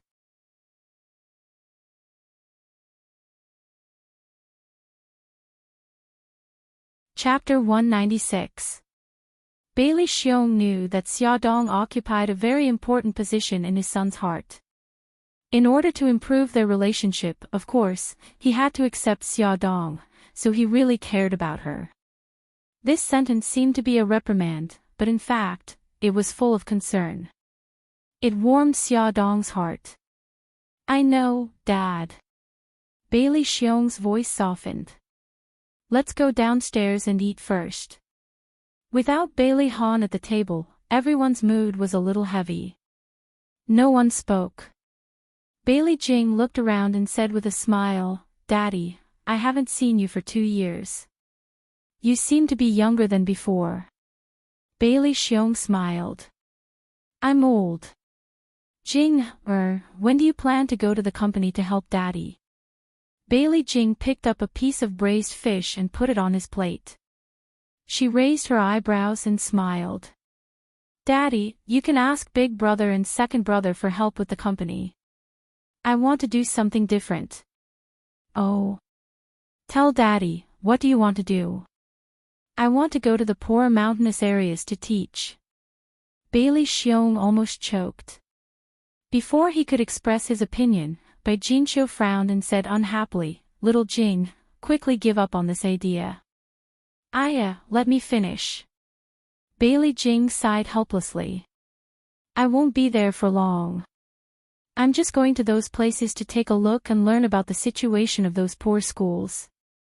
Then I'll raise some money for them." The old madam said slowly, "Doing charity is a good thing, and I support it. If you want to donate to those schools, I won't stop you, but I won't allow you to do it as a career. Little Jing, you're the eldest miss of our Bailey family. You have to think about our family. You've been willful for so many years, and you can't be willful anymore. Think about what I just said." Bailey Jing said unhappily, "I know, Grandma." Bailey Xiong said, Okay, let's eat before the food gets cold." Xia Dong had no appetite. She barely finished half a bowl of rice and left her seat early. After going upstairs, she fetched some hot water and wiped Bailey Han's face and hands with a wet towel. Suddenly, his fingers moved. She held his hand excitedly and called out his name. "Ahan, Ahan." His eyelids moved and he slowly opened his eyes. He looked at her blankly, as if he didn't recognize her. "Ahan, how are you? Where else do you feel uncomfortable?" She helped him sit up and put a pillow behind his back. He looked and asked, "Where's Yinqian?" She held her breath and forced an ugly smile. "Ahan, do you know who I am?" Bailey Han looked at her blankly. He shook his head slowly and asked stubbornly, "Where's Yinqian?" "Ahan, what's wrong with you?" "I'm Xia Dong." Xia Dong grabbed his hand excitedly. "Are you still angry, so you're pretending not to know me?" "Hubby, don't be angry. I can explain. Brother Shen came to find me and I told him that I only treat him as my brother. I've already made it clear to him." She explained incoherently, but he pushed her hand away and looked at her coldly. "I want to see Yinqian." Xia Dong couldn't help but cry. Why did this happen? Bailey Jing pushed the door open and entered. She saw Bailey Han sitting at the head of the bed and said in surprise, "Brother, you're awake." Xia Dong, why are you sitting on the ground?" Are you okay? Xia Dong secretly wiped her tears and stood up from the ground. With her back facing her, she said, I'm fine, Xiao Jing. Your brother is awake. Please inform Grandma and Dad so that they won't be worried. Bailey Jing could hear that she was still sobbing. She raised her eyebrows in surprise but didn't say anything. She closed the door and went to inform the family. Silence. Complete silence. Xia Dong's shoulders trembled slightly as she slowly controlled her emotions. Bailey Han stared at her coldly and persistently made his request. I want to see Yin Qian. Call her and ask her to come see me. She held his shoulders. Han, I beg you. Don't be like this, okay? Go away. I don't know you. He pushed her away again, and because he used too much force, she almost hit the bedside table. His arm swept across, and the cup on top of it fell to the ground with a clatter. The boiling hot tea spilled all over the carpet. Old Madam pushed the door open and entered. She saw this scene and frowned. What's wrong? Xia Dong hurriedly said, It's nothing. I was careless and bumped into the cup. She held her arm, which was scalded by the tea. Very quickly, it turned red and burned with pain. She picked up the teacup and stood sideways, her hand still covering her arm. Bailey Han glanced at the carpet and his gaze gradually fell on her arm. Did you get scalded? Xia Dong smiled. No. Bailey Jing didn't say anything else and focused on his brother. Old Madam went forward and sat beside Bailey Han's bed. She asked gently, Han, do you feel uncomfortable anywhere? Bai Jinqiu also stood over. Bailey Han frowned. I'm fine. Grandma, who is this woman? Why is she in our house? His sharp gaze turned to Xia Dong. Xia Dong's heart trembled. Old Madam and the others were stunned. After 2 seconds, Old Madam probed, Han, do you still remember that you're married? Bailey Han's frown deepened. I haven't proposed to Yun Qian yet. How could I marry her? Xia Dong's face turned pale. A terrible thought emerged in her mind. Old Madam and Bai Jinqiu also had the same thought, but they still couldn't believe it. Old Madam paused for a moment before asking, Han, tell Grandma, what year is it now? Year 2007. Bailey Jing's eyes almost fell out. Old Madam and Bai Jinqiu looked at each other and sighed heavily. As expected, Han's memory returned to 5 years ago. Her guess was confirmed. Xia Dong felt as if all the strength in her body had been sucked away. If she hadn't been leaning against the bedside table, she would have collapsed. Grandma, I want to see Yin Qian. Bailey Han's expression was serious, and he looked like he wouldn't give up until he got what he wanted. Old Madam sighed helplessly and turned her eyes to Xia Dong. The implied meaning was obvious. Xia Dong forced a smile and said, Grandma, since Han wants to see Miss Su, let's ask Miss Su to come over. Old Madam nodded and called the servant to get the phone. She personally called the Su family. It was Mrs. Su who picked up. After exchanging some pleasantries, Old Madam said, Huilan, is Yun Qian here? Auntie, Yun Qian is resting upstairs. What's the matter? This Old Madam was a bit embarrassed. Han suddenly married Xia Dong and didn't give the Su family any explanation. The two families hadn't been in contact for a long time. Suddenly calling Su Yunqian to visit Han was a bit abrupt. Auntie, if you have something to say, just say it. We'll definitely help if we can. Huilan, it's like this. Han is sick and wants to see Yunqian. Can you ask Yunqian to come over? Mrs. Su was silent for a moment. Auntie, Yunqian is still sad because of Han's marriage.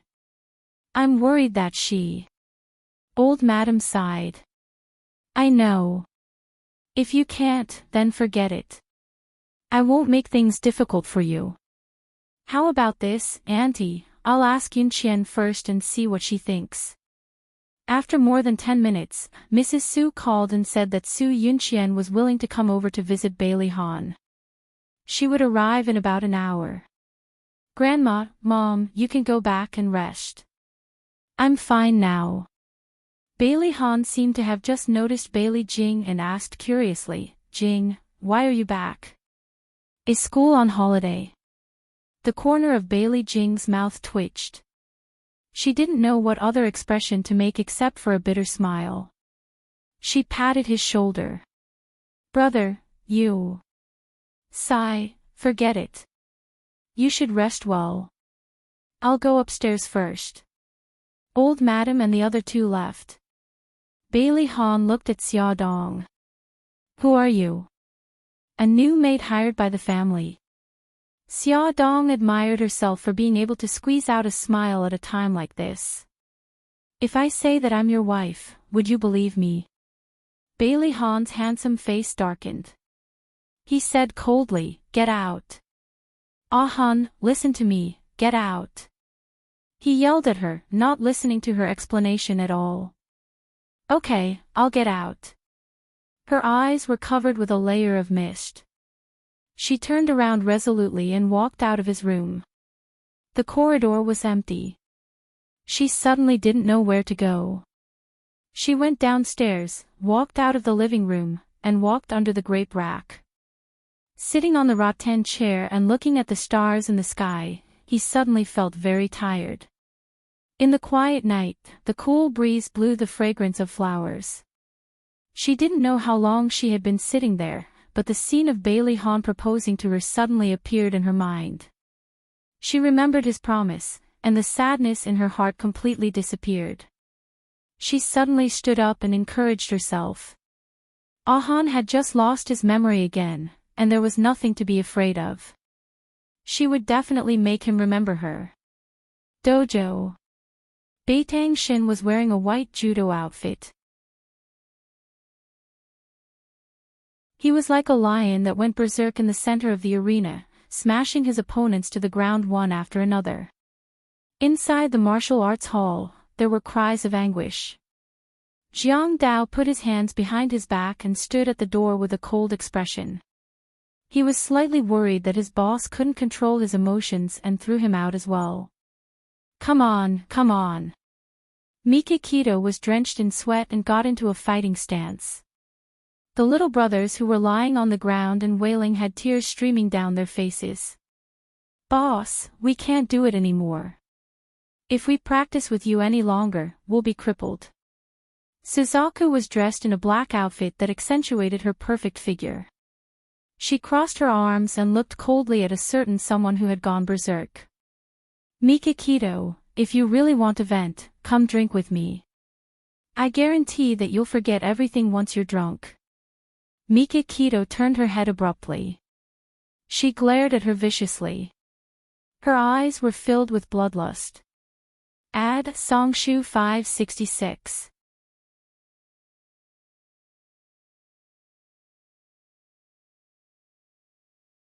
Chapter 197. The vermilion bird wasn't afraid in the slightest, and her lips curled into a sneer. You don't dare. Mikakito's voice was cold. I, Mikakito, dare not do anything. Then come with me. On the top floor. The night wind was blowing and the stars were twinkling.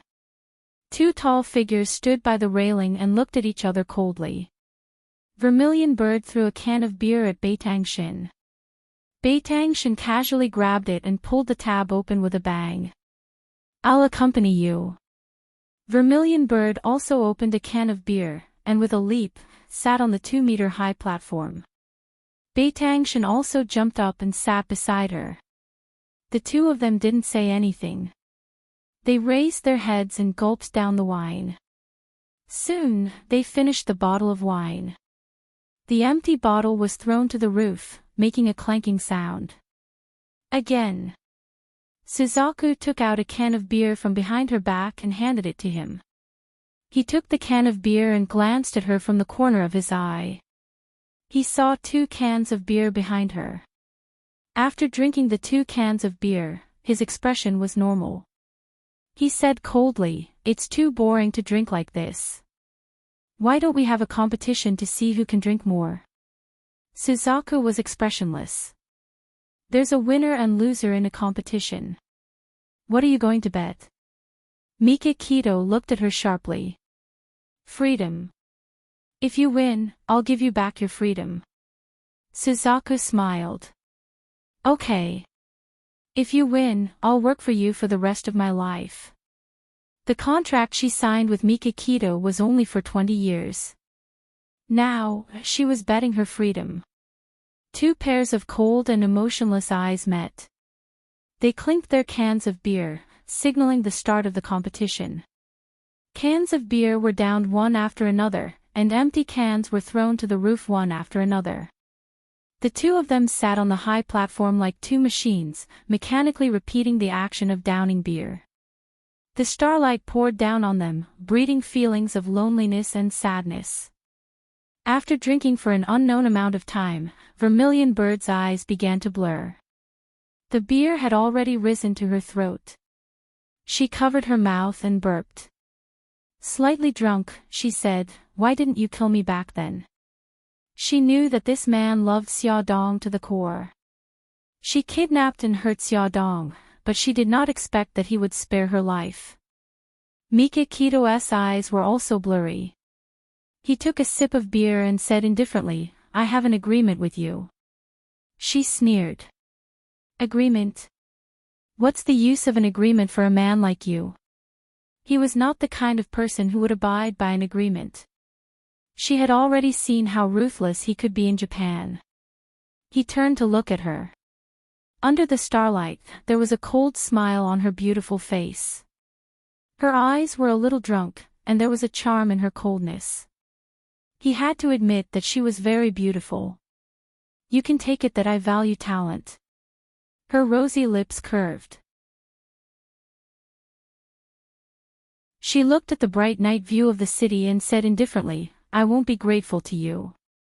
Sometimes, losing freedom is worse than death." "I know. I don't need your gratitude." He looked into the distance. There was a port, and the lights were shining brightly, guiding the ships out to sea. But the guiding light in his heart had been extinguished. He had loved her for 5 years, but she did not belong to him. The sadness in his heart could not be expressed. It turned into melancholy and poured into his heart together with the beer. It was so bitter that his eyes flashed like broken glass. The can of beer in his hand was empty again, just like his heart. After a long time, the night wind blew, bringing with it the noise of the city and the sound of the sirens. 2 bodies lay on the high platform, motionless. Suddenly, a pair of pitch-black eyes opened. His cold gaze made people shudder. She turned to look at the person beside her. His eyes were closed and his brows were tightly knitted. His entire body was emitting a strong smell of alcohol. Suzaku called him softly. "Mikakito." He frowned impatiently and turned his back to her. Her slender fingers slowly slid down to her calf, and she pulled out a sharp dagger from her small leather boot. She looked at his broad back and raised the dagger high. It was this man who had destroyed her freedom and her pride. He even used her beloved Director Lin to force her. If she killed him, she could regain her freedom and reunite with Director Lin. The biting cold murderous aura suddenly expanded, ready to be released. She raised her hand high and stabbed down heavily. But at the last moment, she controlled herself. She was crazy, really crazy. If she killed him, how could she escape the Yamaguchi-gumi's pursuit? How could she save Director Lin from Japan? The alcohol kicked in, and she almost did something she regretted. She put down the dagger and quietly put it back into her boot. Then, she pretended that nothing had happened and lay quietly beside him. Mikakito suddenly turned around. His eyes were like ice, and he didn't look drunk at all. He said coldly, "Why didn't you do it?" Suzaku's back broke out in cold sweat. It turned out that this man wasn't drunk at all. He must have been pretending. He definitely didn't believe in her loyalty, so he took the opportunity to test her. "Why didn't you do it?" He stared at her coldly, as if he wanted to see through her organs. Her lips moved, and she said calmly, "If I kill you, I won't be alive. Although I hate not having freedom, there are important people who are worth it for me to give up my freedom. You're only half a second away from death." His right hand moved, and only then did she see clearly that he was holding a very small pistol. If she did not stop her assassination, then his bullet would not hesitate to pierce through her heart. Her eyes darkened. "I won't be so stupid in the future." He glanced at her and sat up from the podium. "You're a good drinker." She smiled and said, "You can hold your liquor well too. We're tied. So, the bet is invalid." He stretched out his right hand and raised it in midair. She also stretched out her right hand, and the two of them gave each other a hard slap. Xia Dong came out from the back garden and returned to the living room. She simply treated the burn on her arm. Fortunately, it wasn't very serious. A servant came forward. "Young mistress, old madam has asked you to stay in the guest room for the night.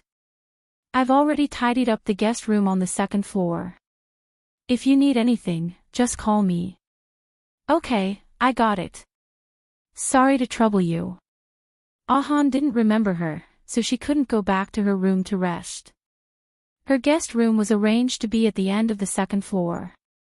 Before she went back to her room, she went to Xiao Bao's room. Xiao Yi happened to be there as well. She told her about Bailey Han's situation, and the two little guys were stunned. Xiao Yi rubbed her chin and sighed. How did Daddy's memory go back 5 years? Moreover, it was before Su Yunqian left the country. Xiao Bao puffed up her cheeks and looked disgusted. Daddy actually wants to see Su Yunqian. What will he say to her? Could it be a proposal? Xiao Yi frowned. It can't be. Who would propose in the middle of the night? Xia Dong's mouth twitched. The first time Bailey Han proposed to her was in the middle of the night. Could it be that he was really going to propose to Su Yunqian? No matter what the three of them were worried about, Su Yunqian arrived as promised. Xia Dong stood at the top of the stairs and watched her walk up leisurely. She looked like a woman who had walked out of a painting in the misty Jiangnan. There was a hint of sadness in her every frown and smile, which was just enough to make people feel pity for her. She seemed to have lost some weight, and there was a hint of sadness in her eyes, which made her look even more beautiful and elegant. She was wearing a white dress, and her long hair was simply draped over her shoulders. A small part of her fair neck was revealed when she hung her head, and it had an alluring glow under the light. She walked up to Xia Dong and smiled faintly. "Congratulations." Xia Dong smiled. "Thank you." She elegantly brushed her long hair behind her ear. "I'll go upstairs to see Grandma first. I'll go to Han's room later." Xia Dong's smile was still the same. "Okay." Song Yunxian went upstairs. Song Yunxian did not know what old madam had said to her, but Song Yunxian came downstairs after about 10 minutes. Hearing Song Yunchuan's footsteps, Xia Dong pushed the door open and stood in the corridor to wait for her. Su Yunqian curled her lips and her smile was a little dazzling. "I know where Han's room is. I don't need to trouble you to take me there." Xia Dong said faintly, "I'm his wife. This is the basic courtesy to treat guests. Miss Su, please." Su Yunqian's eyes moved, and the smile on her lips gradually disappeared. Bailey Han hadn't gone to bed yet. He had changed into a formal suit and looked extremely handsome. When Xia Dong knocked on the door and entered, He was sitting on the sofa reading a book. When he looked up and saw the two of them walking in, a smile immediately surged in his eyes. Yunqian. Su Yunqian went forward and hugged him affectionately. Han, I missed you so much. Bailey Han hugged her tightly. I missed you too. Xia Dong looked down and pinched her palms hard. She gritted her teeth hard. Otherwise, she was really afraid that she wouldn't be able to control herself and would pounce on the two of them and beat them up. The two of them were intimate for a moment. Bailey Han suddenly looked up and saw that Xia Dong was still standing by the side. He frowned unhappily. Why are you still here? Get out. Su Yunqian lay in his arms.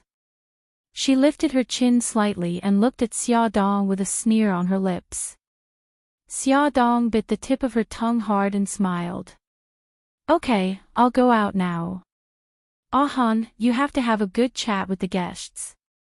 Bailey Han frowned. What did this woman mean? When Xia Dong went out, she put a small listening device in her hand into the antique vase. This was given to her by Xiao Yi. She said that with this device, she would be able to eavesdrop on what Su Yunqian and Bailey Han were talking about. The little girl automatically confessed that she had done this before. Su Yunqian leaned into Bailey Han's arms. How long had it been since he hugged her? She couldn't help but reach out and hug his waist tightly. Perhaps his memory had returned to 5 years ago. God had given her a chance to start over. Bailey Han stroked her long hair. Yunqian, why did you lose weight? Su Yunqian chuckled. If I said that I lost weight because I missed you so much that I couldn't eat or sleep, would you feel sorry for me? Silly, am I not by your side? Bailey Han hugged her even tighter. Attention, Songshu 566. You're tuning into the Journey of the Soul YouTube channel. Don't forget to subscribe and join us on this journey to catch the most captivating stories.